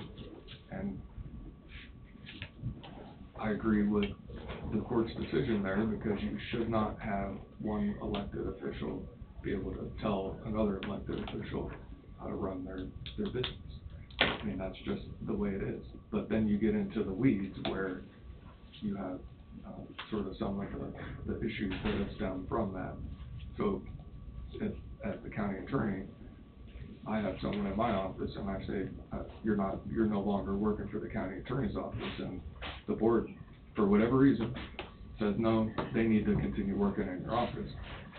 They work under my law license, and I may have gotten rid of them for good reason, and the board shouldn't have to have the ability to come back in and override that.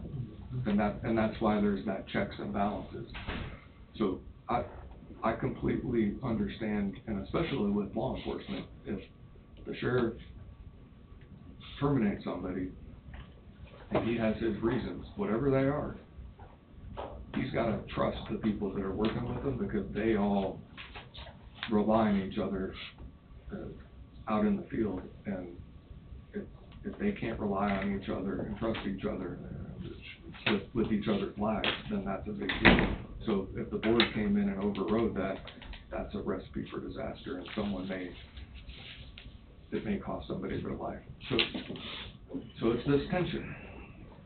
But you go back to fair, and I say this, the people need to realize the government was set up the way it was set up. We have elected people, we have don't. If you don't work for an elected official, do you want, and you want it to be fair, do you want it to be where you can change, your boss can change and send you down the road with no questions asked? No, they don't look at that side. All they say is, well, they don't have to do it, how come I gotta do it? Do your damn job and don't worry about it. Don't worry about the other people. That's the biggest thing that county government's problem is. Everybody wants to be in everybody else's business. I think that's life in general right now. And this county has been working pretty darn good, the way that it's been going. I think this place is a really good place to work for, looks like to me. A lot of people have forgotten that. Exactly. They need to be reminded off and on.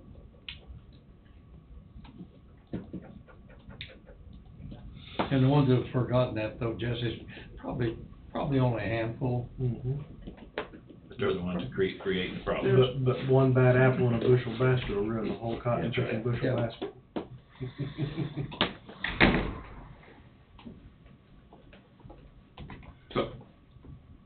So we're going to revisit this Wednesday? Yes.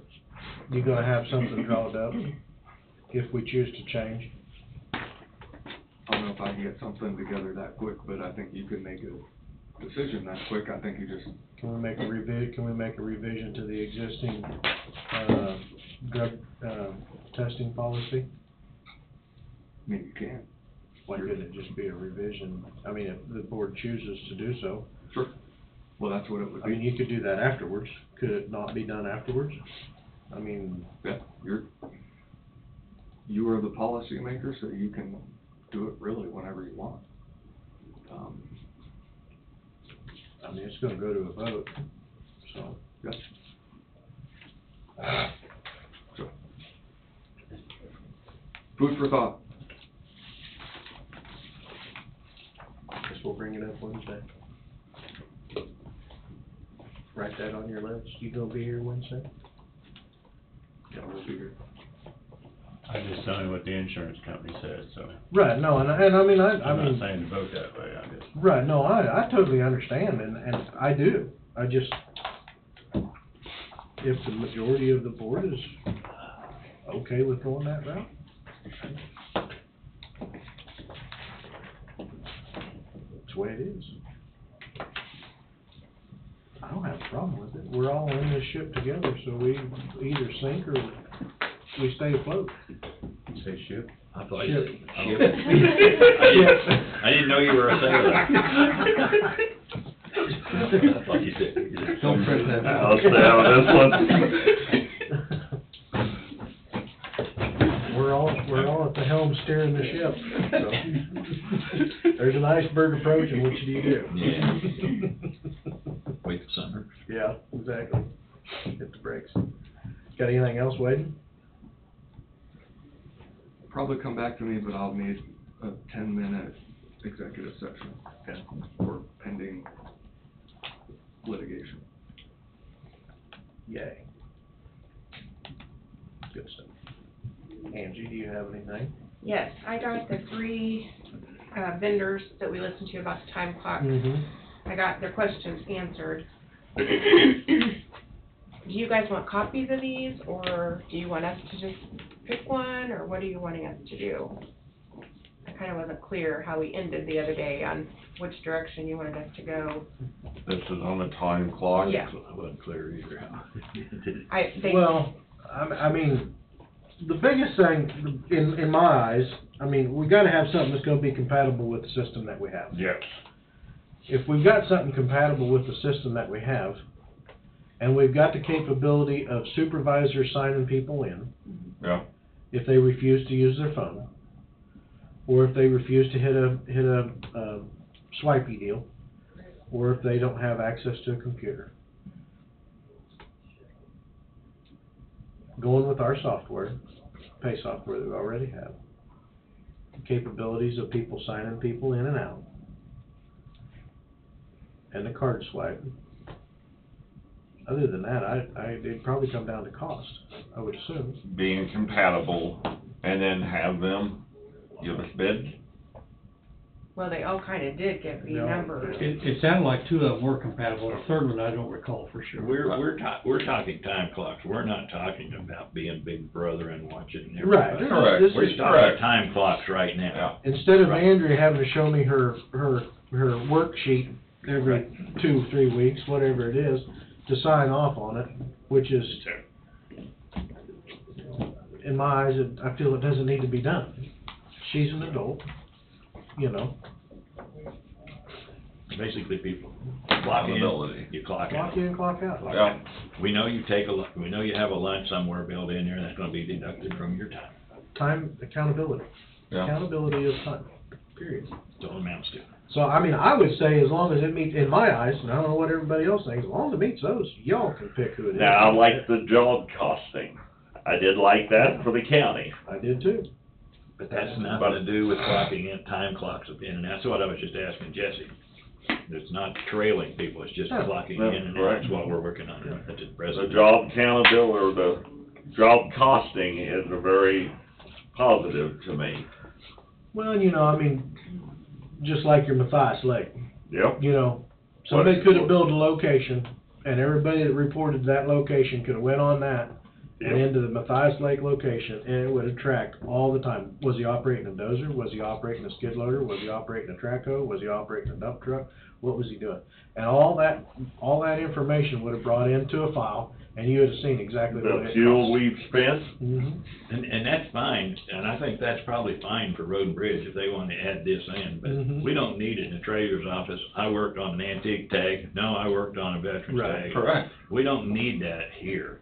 I was talking about Road and Bridge. Bridge is the only place that would, and they could, and to me, get the time clock stuff, and then they can develop that out if they want to. Right, exactly. And just like your weed department, keeping track of the hours you're spending on KDOT right-of-way. Right. Yeah. They can develop those out. I mean, each department head can develop that stuff out and go, okay, you're going to KDOT right-of-way today, right? When you sign in KDOT right-of-way or whatever. And then you can keep track of how much What it costs us. what it costs. I think Road and Bridge already does all that. They can tell you exactly what We got a each STAR project, program. they can tell you exactly what each project costs at the wholesale level. And they've already got that documented. And I will bet you 10 to 1 that the weed department can tell you how much time they spend on, Well, they have that same STAR program. yeah, they can tell you that. So, I mean, As far as looking at those bid sheets, I'm not too sure, it would be of some value to at least give us the opportunity to look at it. Okay, I'll make I don't know how many, It's just a few pages. how many dollars are involved in. All I need to know is the dollar, what each Well, if they all will work for us, I wanna know what Okay. each dollar is. There are That's all some I need to know. differences in the way the information provided. Now, whether that breaks down the different information at a what level, I don't know. But there was a lot of differences in the way they achieved it. But that doesn't bother us because we're not working with it. It needs to be, whoever works with it needs to be the one to decide how the information needs to come. So I'll make you guys copies, I'll highlight the costs of each one, and then maybe we can talk about it again Wednesday. That would work. Okay. And then another question I had was, do we wanna continue with, so if someone's out sick, on the third day, do you want them to still bring a doctor's note? I would assume that would be a yes, It's that but, policy that's been happening. I Yeah. don't see why anything should change. okay. In my eyes. That was what I was guessing, but I wanted to just verify, so, okay, that was the last question. And Christine, if you put these questions together on that time clock stuff, so you know, those came from her, and I just forward them on out to those companies, so. Oh, okay. Have you and Terry reviewed those to get a full understanding which might be the best one Yeah, we've sat for down the and county, looked at- even though they may all three interchange?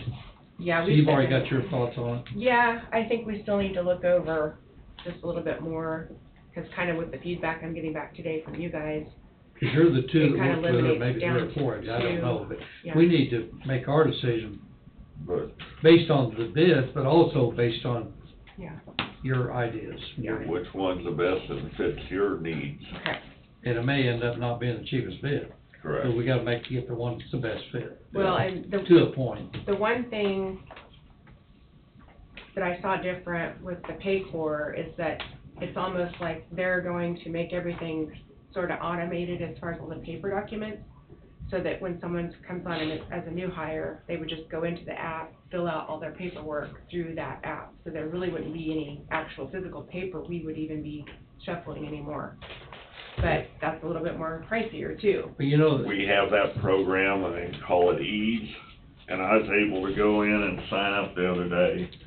All the benefits and everything, you click, you accept it, you deny it, you want it, click, go on to the next one. It's all right there, it can be pulled up at any time. you know, to me, the one that probably had the best presentation was the one that didn't keep track of vacation and sick leave until sometime next year. Now, I don't know which one that is right now, but the first presentation. It was the first one? Okay. First Yeah, presentation, that was- their process of taking care of the sick leave and vacation was still down early next year. But I don't know which one, I don't remember now the name of that particular. I like the functionality of Exact Time better than I liked any of them, but that's, I don't mess with it, so, I mean, and the vacation calculation deal wasn't something that was gonna be readily available, so that, in my eyes, that would knock that out. But, Unless there's a way we could work around it until they got it right. and I don't know if you can enter all that information in now, and it would continue from X day forward, or what? I'm sure I could check with them and ask them those I questions. bet there's a way to dump it all in. It might be. There is, they import a file. Yeah, I bet you can dump it.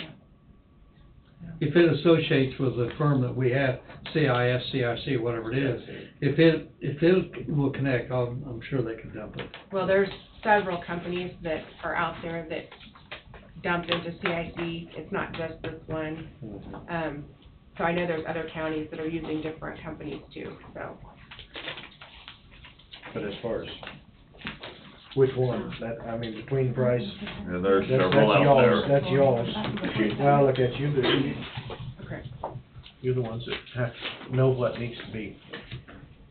And, Have you checked into the references? Did they provide any references? you know, I was looking at that this morning not and I was too sure like, I don't see. What your best choice is, you may wanna follow it up with checking with the reference or two. Yeah, I need to call some counties. Because we know presentations are not always Yeah, what they're supposed to be. yeah. So I will get that taken care of. And then, of course, check the vouchers Wednesday. We were having, just FYI, call I'm giving you on this. We did have a couple instances where we've had some employees that are having a little bit of trouble with their health insurance. And it's not the health insurance itself, but it's the third-party processor that's kind of getting things held up with employees. So we've been working on that last week, and hopefully we'll have things resolved this week. So there wasn't supposed to be any kind of hang-ups with the health insurance when they switched to this third-party processor, but we've got a handful, so we're working on those. So hopefully that'll be resolved, and it will go smooth sailing after that. Just as long as none of the employees' names hits the paper as going into collections, that's the part that makes me mad. Yeah. When something like that happens, you know. It's not the employee's fault, it's not the county's fault, it's the process and that's doing all the paperwork from the hospitals. Yeah. And then it winds up hitting the newspaper and then everybody looks bad. Yeah. So, Well, I'm staying on top of Kelly on that, so I'll be back with her this afternoon to try to get answers, so. That's all I have. okay. Tim's been waiting. KNRC will be doing a workshop. I doubt if I'm gonna attend it, but what it's about is the U.S. Fish and Wildlife Service. And their guidelines on the lesser prairie chicken. And of course, KNRC does not like it. It's overreaching.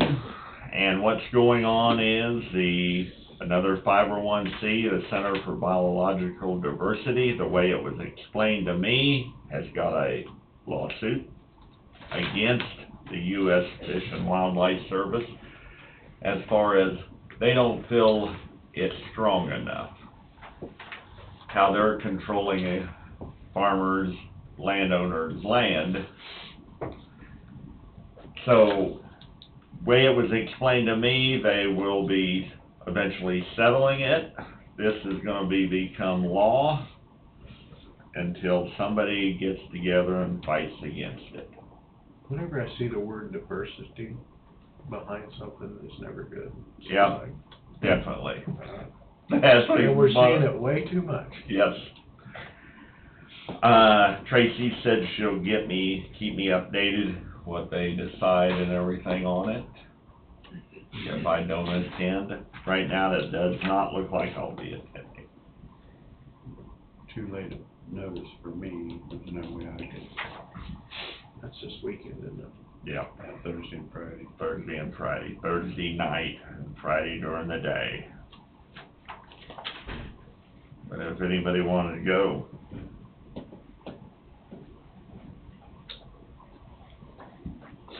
A lot of activities going on Thursday and Friday. Yes, yes. And since I'm off Wednesday,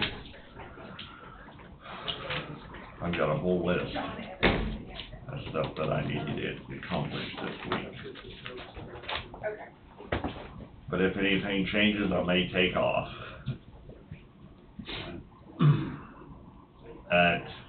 There's a lot of concern out there, a lot of overreach with the U.S. Fish and Wildlife Service and what they want to do they feel with lesser prairie chicken and it's threatened. So they want to use the long arm of the federal government to tell the landowners what they can and cannot do. Well, I can remember as a kid, there was a lot of prairie chicken around home. Now you might see 2 a year, maybe.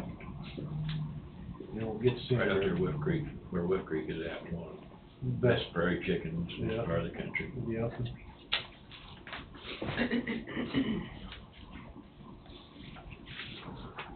There's a lot of concern with it. I'll see what my week rounds up like. I might have to go see my banker in Pratt, so. I might have to take a trip out there. Sounds good. You hunt prairie chicken? On the other one, I don't know if I hit on it, but I found this very interesting on the MasterCard website.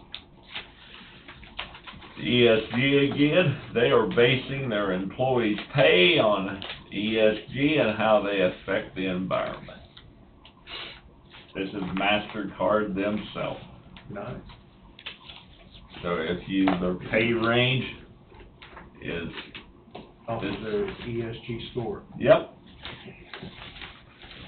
And there it is, I printed it out. But ESG is nothing we should be concerned about. Sounds like it's something we really ought to be concerned about. And I think I already touched on the gun issue. Now, the credit card companies, if you use your credit card to purchase guns, gun parts, ammunition, starting Monday of last week, you go in and you use your credit card, that will be turned over to the federal government and it will be kept updated. Nice. So, cash. They want to take cash away from us too. Why would you not pay cash for a gun either? You know what? ATM card, a lot of people don't think. They can just go ahead and use their ATM card, but if you happen to look on that, it usually has Visa, MasterCard. Guess what?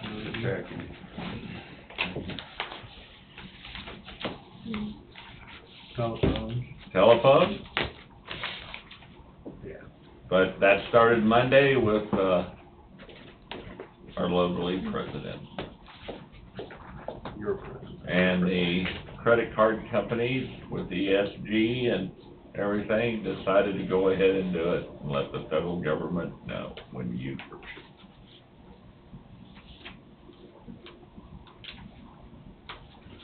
No such thing as privacy anymore, is there? Nope. No. For now, that's it.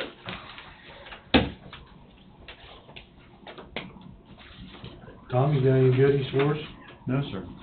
No? Bob, you still keeping your I've still list? got a list. Don't double bust on us the last day you're here. His list is getting a little bit longer. Oh, yeah. Don? I had 3 or 4 things to bring up, that all 2 or 3 of them's already been talked about. On the windmill farm, Angie has run off the contracts that was put in place in 2011. And we just got these today, so it doesn't appear like there's any funds set up from the wind farm. When that wind farm becomes obsolete or shuts down for one reason or the other. And my thought is, right now, the funds that we're getting from the wind farm, some of it's going to USD 245, some of it's going to 243, 45% stays in the county, and I understand it's in the general fund. I'm not too sure we ought to be setting that aside as a line item to prepare for the future, which might happen in 10 years, might happen in 20. And right now, there's still 22 years left on the spreadsheet. Doesn't somebody somewhere have a $20 million decommission bond? We've been looking on that, and I made it well known, I wanna hold it, I wanna see it, and I'll invite anybody to come to us and present that to me. It doesn't appear, looking through it very quickly, it doesn't appear like there's anything like that in the contract. Well, From what I There may be understand, something else. there is somewhere, because when we renewed, where 243 started getting all the money, we renewed that here a while back, when Kenneth was still here. I know Wade is That was looking into it. that was part of the agreement with the new agreement with the wind farm, that there would be because it was raised from 12 million to 20 million, I believe it was, for the decommissioning of it, because they didn't feel 12 was appropriate. I'm reading through this, and it says that the company did elect to do a surety bond. After 10 years. Well, the base amount of $2,500 per generating unit for 10 years. After through 10 12 at the commercial operating date. $5,000 per generating unit for years 13 through 15. After 10 years, our running anniversary. What page Commercial on? operating. This is on the decommission agreement, page 2. Even says the same thing on the front page. 10 years of continuous operation. Yeah, but somebody's gotta, that bond's gotta be on file somewhere. Yeah, it is, yeah, it's gotta be somewhere, because that was one of the big issues that puts the whole. 10 years really. anniversary date. How long is it gonna be until it's 10 years, Bob? But, well, that's gonna be the 11th year, the Yeah, 12th year? We're in year 7 Yeah. now, we're going on 8. that's why I'm trying to digest how this is all broken And down. when the condition that they're looking like to me, I have a lot of concerns on 10 years. I think we need to do some discovery, But see what there is out there. The amount goes up after year 12. Because it goes from 5,000 per generating unit for years, sorry, I gotta back up. For years 10 through 12 after the commercial operating date, and then 5,000 per generating unit for years 13 through 15, and after the commercial operating date, which takes you back to the beginning, I assume that's the way that's reading, and then after 15 years, it's 10,000 per unit till year 16 after the commercial operating date, and 15 per generating unit for years 21, years 19 through 21 after the operating date, and then 20,000 for years 22, 23, and 24 after the operating date. It wouldn't take long to go through and figure out what those And values then are. 25,000, it wouldn't, but Yeah, I it mean, wouldn't take long. I just really digested out how this is broke down, so that's a fair amount of money, but still, that surety bond is a physical document somewhere. That's paper we don't have. After 10 years, so I don't like I it. don't think we have that It's paper. on the, decommissioning agreement. Decommissioning agreement. Amendment to the decommission. It's the second page of the whole. And Tom, Heidi has all the information she said from the beginning. She's got a box of information, I so don't she's have gonna it. be getting together with Wade too to see what. I don't have that. Actually, if you There's go not to a the page second number on page. this one. I'd It prefer, wouldn't take long to go through and figure out the I don't value. have that page. Okay. This is what you just read? Pretty much, yeah. so what happens after 15 years? But where's that bond at? See, Yeah. I don't think there's no, Is We need to look- the wind company holding it, or are we holding it, or who's? Wade's supposed to be looking into Wade's this. looking into And it. is this start to 10 years from, 2010? Where's the 90, There's 90-some units out there. I there's remember. 96. 96? It won't take too long to go through and detail that all out. 96, and then 10 years, a commercial operation date. Correct. So whatever date they were granted with commercial to operate, Yep. it starts for 10 years, and then after 10 years. It starts after 10 years. So were they No. granted on, No. in That's not the way I'm 2010, or reading were it. they granted, It's 5 years after surety 15? bond shall be in the face Issued amount. by a security bond after 10 years. 10 years of what? Responsible acceptable to the county concerning, commencing on the 10 years anniversary.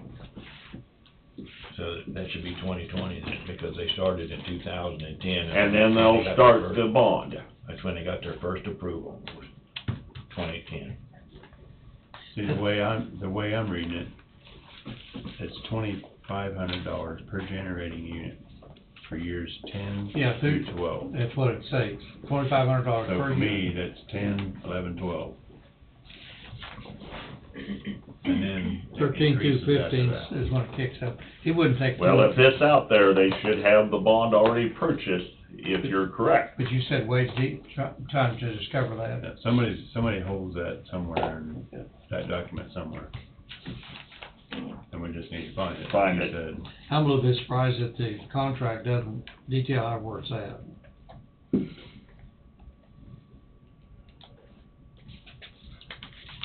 That's my concern with it. So who's the owner of that? Cause it states nothing about the owner. Nothing about the owner? It's changed hands 100 times. Yeah, it states That's nothing also a about any concern. owner. It just calls the wind company. I do Yeah, know as a yeah. fact that it was ran in the Franklin County paper one time where it had took out bankruptcy.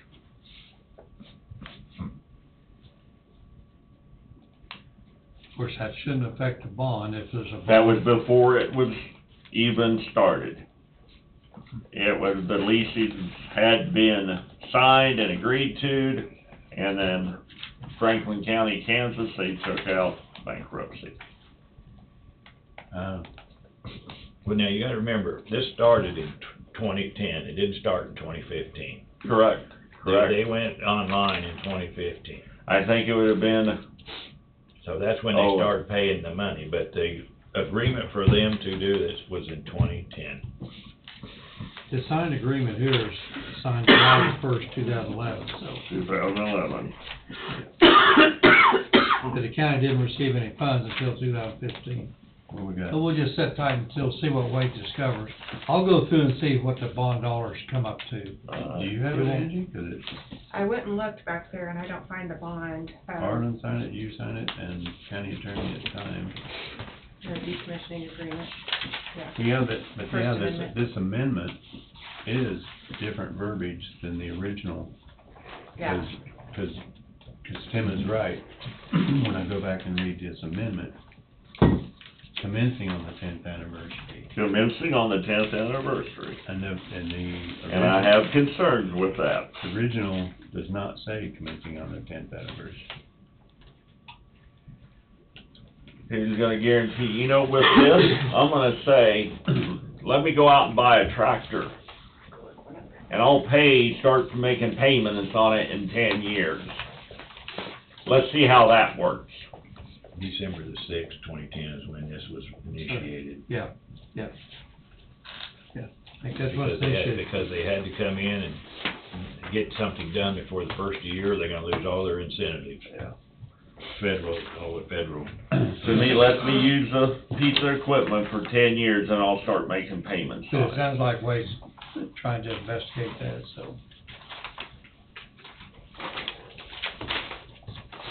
The other one I have, I called Joe last week, Serrano. We've kind of played phone tag. You know, we voted on the bond, it was approved almost 2 months ago. And I know there's still probably a time before the bids will come out, because that's 8 months after the bond was approved. But interest rates continue to go up. 3/4 here this last month, and they're projected to go up another 3/4 in November. How that affects bonds, I have zero idea. And Joe did leave a message finally after we kind of played phone tag, that Joe said that him and Larry Gilbert will probably be down here in the very near future to finalize a plan how to proceed ahead. You know, do the banks still participate? How much the bonds are gonna be for? Do the banks wanna still participate with the interest rates going up? To me, there's some unanswered questions that we need to have resolved. So. I agree with that statement, Bob, unanswered questions. And I've spoke to several people about this bond financing thing, and it seems like it's a moving target depending on how much the interest rate goes up, and then you got other competitors dropping their proposed interest rate they're gonna charge for the bonds, and now it's up to see whether the banks can even be competitive. Well, and we haven't heard anything from the banks, and with all due respect, you know, we haven't heard anything from the banks for probably 2 months or 2.5, something like that. To me, we need to start making a decision on how we move ahead, you know, where the bonds are at, or we do the local banks. Supporting the local banks, I think would be great if they can be competitive and offer the service that we're requiring on taxable bonds or non-taxable bonds.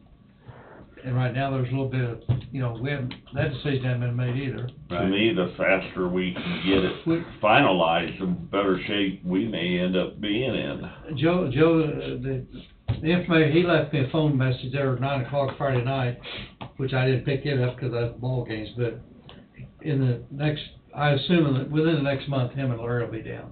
Alright.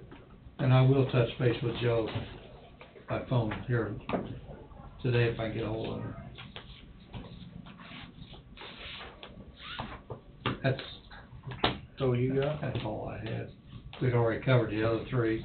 The drug policy was one, and I forget the other couple. We got our flyer, Coffee County Extension buildings for open house is, October 5th, 10 a.m. to 8 p.m. Yeah. Be a long day for them. That will be a long day. Open house, see their new facility. And I don't mean that to be negative, because at least they're going in at 8 p.m., give everybody the opportunity to go in and look.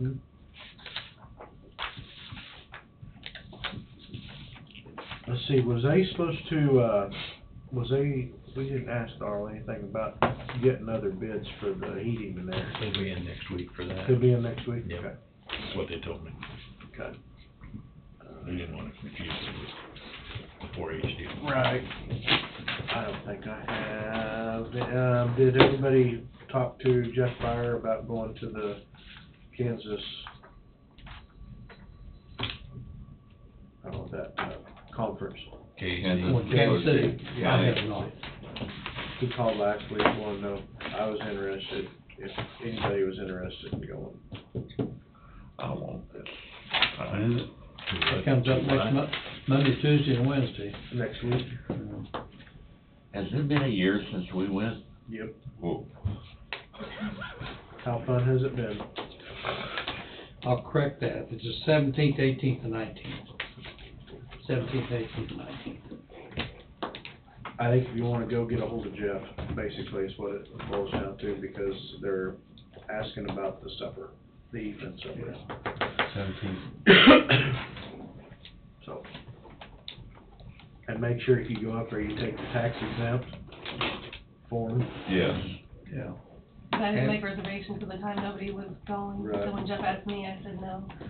Have you made reservations for us? No, because when everyone talked about it, nobody was going, so I didn't make any. And so this time Connie made her own, and Road and Ridge made their You own. know, with all Nobody was here. with all the short meetings you could attend out there, you know, out of the 8 or 10, 1 or 2 of them you might get some value out of. Most of the time, most of the value is coming from other commissioners that you sit and visit. Sit and visit with, yeah. Other than that, that's all I have. And what do you have? Just a couple little things. For the church, it should be coming down sometime this week. It was, Gilman needed to get a hold of everyone to make sure that all the utilities were taken care of, shut off, disconnected, all that. Otherwise, that's why it didn't come down last week. So it should be sometime this week. And I had somebody concerned about Bailey Cemetery, so I said I would bring it up. It's a township maintained cemetery on 14th Lane, and they had a family service out there, and it wasn't mowed. So I contacted somebody from the township. She said that she's supposed to have somebody too, and they don't have the funds to mow it as regularly as they'd like to. And so when I contacted the township, that's what she said, is they just don't have the funds to mow it every week. So somebody was upset that when a family member's service was held out there, they kinda had to do some mowing to make the area nice. So I wasn't sure what could be done, since the township said that's all the funding they have. What road's that on? 14th Lane, east of Garner. It's Well, Kind of dead ends at the lake. it's kinda out in the middle of nowhere. I and Big have, 'cause someone had a service there. I mean, I don't think it's the county's responsibility to go out and start mowing that sucker every week. Just, very seldom is it ever used. Just, I mean, it's, Is it Jacob? Yeah, it's Jacob. it's in your district. It's my dish, yeah, Jacob Creek. It's close to Jacobs Creek, where my mom's and my sister's buried. Yeah, Fitchill, it's just north of there. Yeah. I've heard the name of it before. Yep.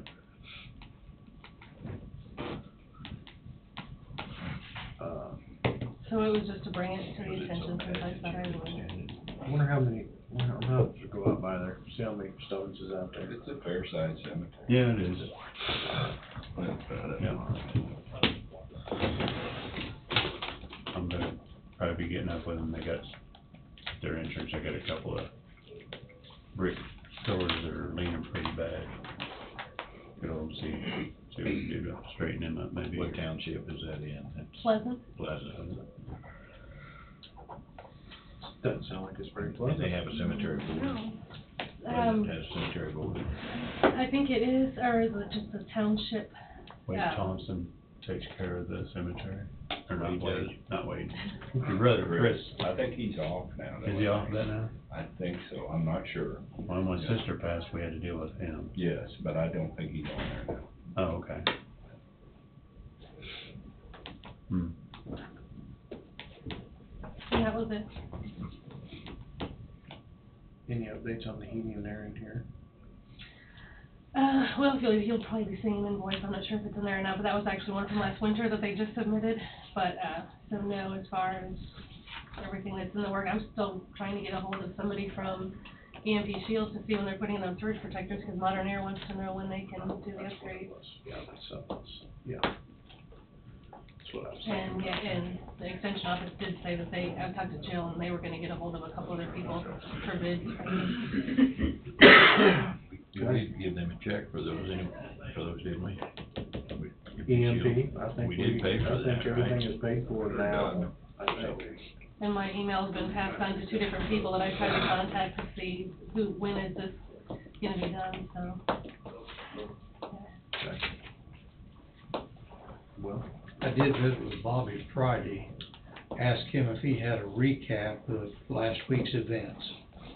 And he's still waiting on some funds coming in from 2 or 3 different entities, and he was hoping he'd have a recap on the, how the dollar amount went, sometime in the next couple of weeks. To the circus. So there was a lot of activity down. I didn't get to attend much of it because it was homecoming at Leroy, but, sounded like they had a huge, Oh, that's a pretty good turnout. a huge event. How's your homecoming turnout? I think it turned out real well. Good deal. The Leroy homecoming, the parade was short, shorter than probably what it normally is, but the turnout for the Saturday events, the barbecue, the whole band done a great job at the barbecue. The rodeo Sunday afternoon, there was boatloads of trailers that came through with evidently cowboys and whatever it takes to make the rodeo happen. I understand the attendance was pretty low, but it was also 100 degrees Sunday afternoon with south winds. But I thought Mallory, she's president, Mallory Looney, is president of it here a year ago, and her people, I think, done a great job. Yeah, good deal. I think everything was pretty successful for both towns. I think. Just going over some checks and vouchers here. Call Wade back in? Yeah, he's got had a 10-minute. Yeah. Forgot about that. Don't forget that. Waiting on this.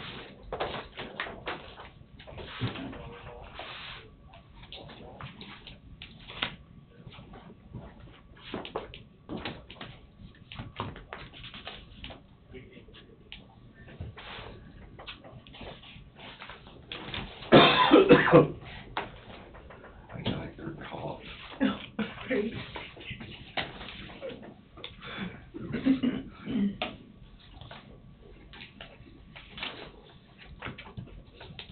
Did they get that email from Goldberg, the finalizing the, what was it, the upstairs? Was that what it was? I have got an email. I haven't got one.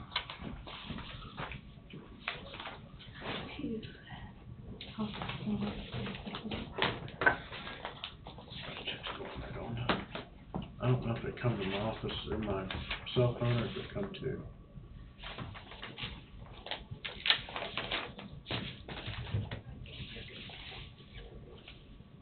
I got a text message, but I don't remember what it was. For some reason. Was there a link on that? On the Not text that I message? know of.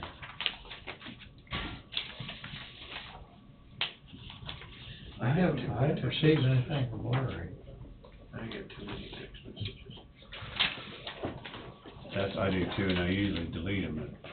And it looks like I deleted that one. My phone, my email, back towards that. Is it really? What you guys, That's so weird. I'm glad it's working, but. Did you have the email from Goldberg last week? That, I know Wade was on it, and Tom Johnson was on it. I can't remember if there was one last week or not. I wanna say no, but was it another drawing, an updated drawing? Yes, yeah, it was. That was last week or the week before, I guess. It was last week. If I do have something, tell me to forward it to you again, I would please. No, I asked Wade if he's got it, Yeah. because I was gonna bring it up, make sure everybody got it, or what they thought of the email. So. Take a quick break, 10-minute break. Sure. Yeah, we're waiting on Wade, so. Here's Wade's response, he's on his way. Okay. Well. You can wait on us. He can wait on us.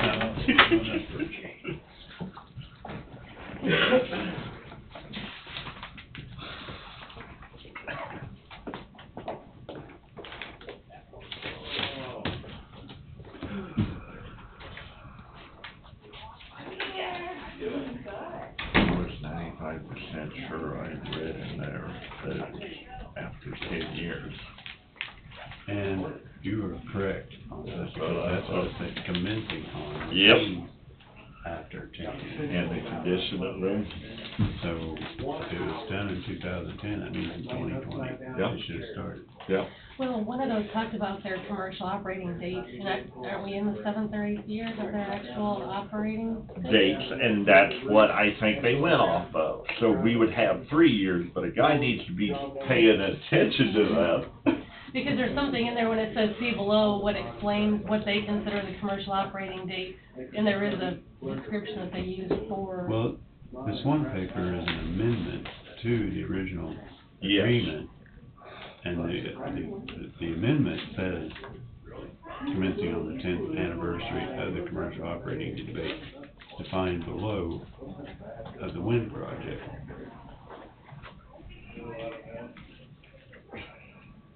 And Heidi says there's not she said there's a decommissioning agreement, she said there is no bond. No, there won't be until 10 years. My concern is the way they look and stuff, I'm talking to Iowa, Nebraska commissioners. If they're taking a break, this light's supposed to be off. No. Would you flip that? I'm sorry? Flip that down. Down.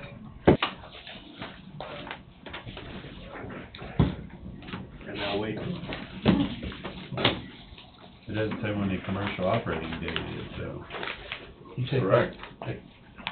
take that bond on that. That's probably the loophole. Something happened in the first 20 years, you For won't them. earn any money. That's what I'm afraid of. I don't know. Yeah. And who sets the commercial operating? The day they went into production. Hi, Wade. We're here with you, for you. I think it says. that. Waiting on you. Yeah. I had to review a search warrant and then Oh, nice. the victim show up. A preview of something that was sitting in my office, I guess we have a request for a fence viewing.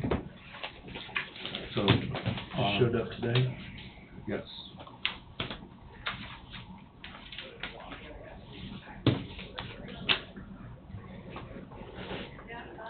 Juneberry, Mm-hmm. you know who it is? Mm-hmm. Okay.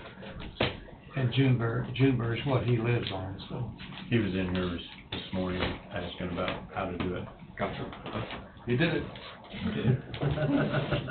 So I guess on Thursday or Monday, have to figure out who you want to be your fence viewers and then get it scheduled, and it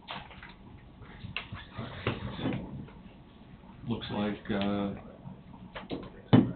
one of the other landowners lives in Shawnee County. So We'll do that Wednesday. Wednesday if you want. We said Thursday.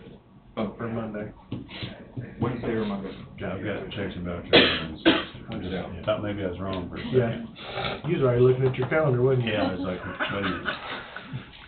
Did I say Thursday? Yeah. Disregard.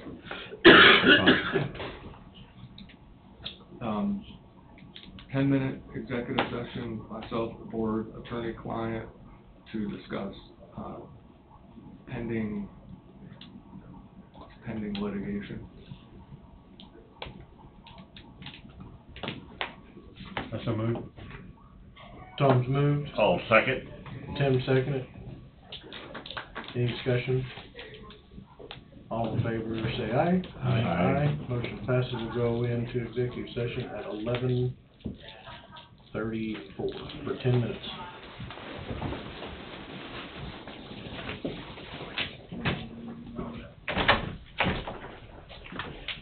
Go ahead.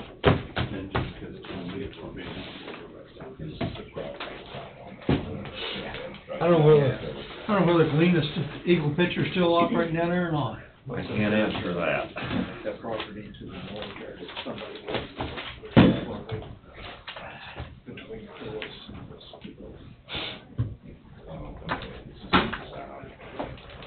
I think we're. 75.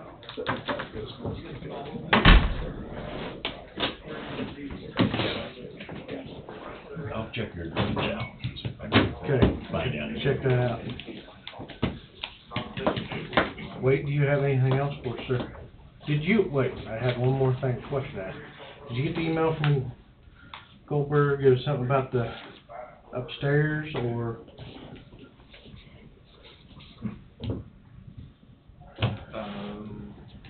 I didn't print it off and I don't have it with me. I think Goldberg was waiting on the judge to give him the green light on a revision of some sort he requested. Okay. Placement.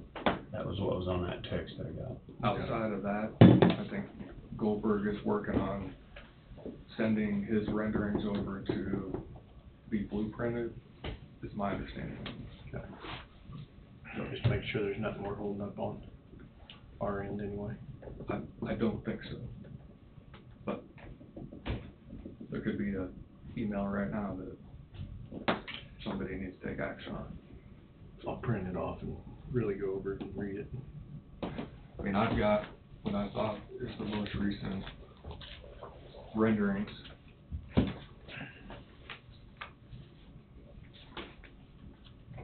Does it have a date on it? This would have been 9/21, what I have. So I don't know if there's a newer one. There may be a newer one. I know there's something sent. I thought your email was on it. Your name was on it, I thought. It probably is. So I went in and printed off the design. I don't know if this is it or not.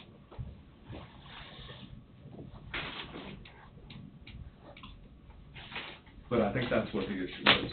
Okay. And then you saw across the street, the church is in the process of being demolished. There's fence up, I think. How do you see that looking out through the windows? Across the street the other way. Billy said across the street, and he turned around and looked out the window, and I just wondered how he seen that. I can see through the walls. vision. Mike evidently had a place to go with all the windows, the way they've taken them out and try to save them, and I have no idea, and it doesn't make any difference. Not our business. But, Nope. but he has to come back with a listing for us to dispose of that property correctly, right? That's what is, When it's said and done. that's what's supposed to happen.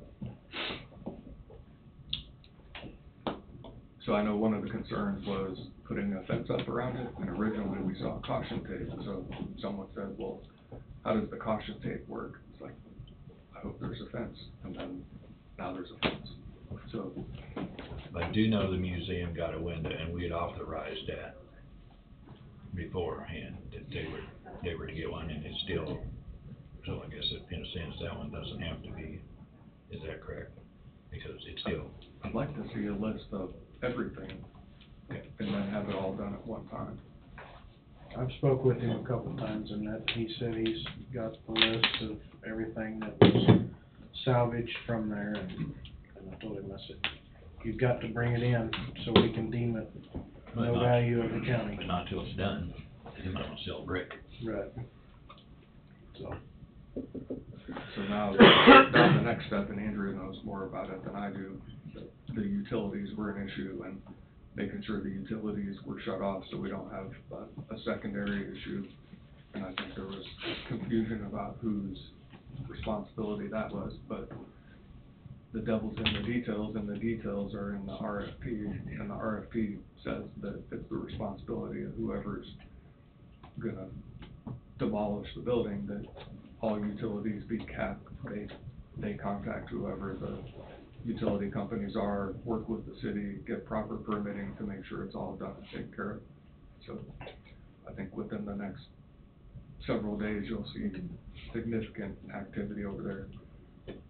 So if somebody wants to take pictures, they better do it soon, because it won't be there in a few more days. Yeah, he's got that long reach over there, it's fixing to go down. I did, talk to Jeff Byer about maybe sending someone in from the landfill, or him talking to contractor themselves to make sure that the brick and the debris, how they want it to receive it out there, as well as making sure that, or asking if he still has dirt available, ready to go back in the hole. And he said yes on both parts, so just FYI. You know, if we're waiving the landfill fees, I think it would be beneficial. Well, the thought was the brick and the concrete debris go in one spot and the rest of it go in another, so. Trying to make sure everybody's on the same page for that one. When Mike's company tore that, building down in Leroy, those two big brick buildings, they kept it all separate, brick and concrete from the wood, so I say he probably is fully aware. I just, everybody stay talking, that way everybody's on the same page. Yep. And then when it gets to the point, I don't know where the dirt is that is out at the landfill or that the county has, that's gonna be hauled back in to fill in the void where the existing structure is after they get the basement out of there, but that's part of it.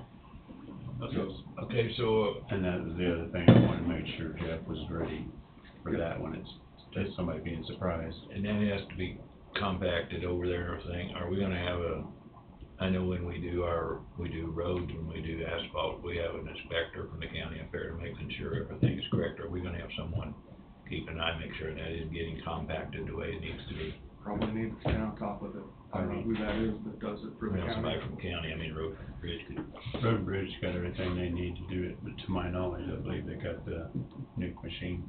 Right. I'm sure about that. Right, yeah, that's it, right. Yeah. They got the capabilities. I just make sure that's communicated to Mr. Stillman, so he's aware that that's part of it. It's part of the RFP. Not only the dirt, but the compaction as well. So I need to get ahold of Jeff, make sure he can schedule someone to be there at that time too. But the county's not hauling the dirt. The We'll county- just load it out of the landfill only. Are we loading it for them? I'm sure we will. I would assume they've got to go out there. But I don't know.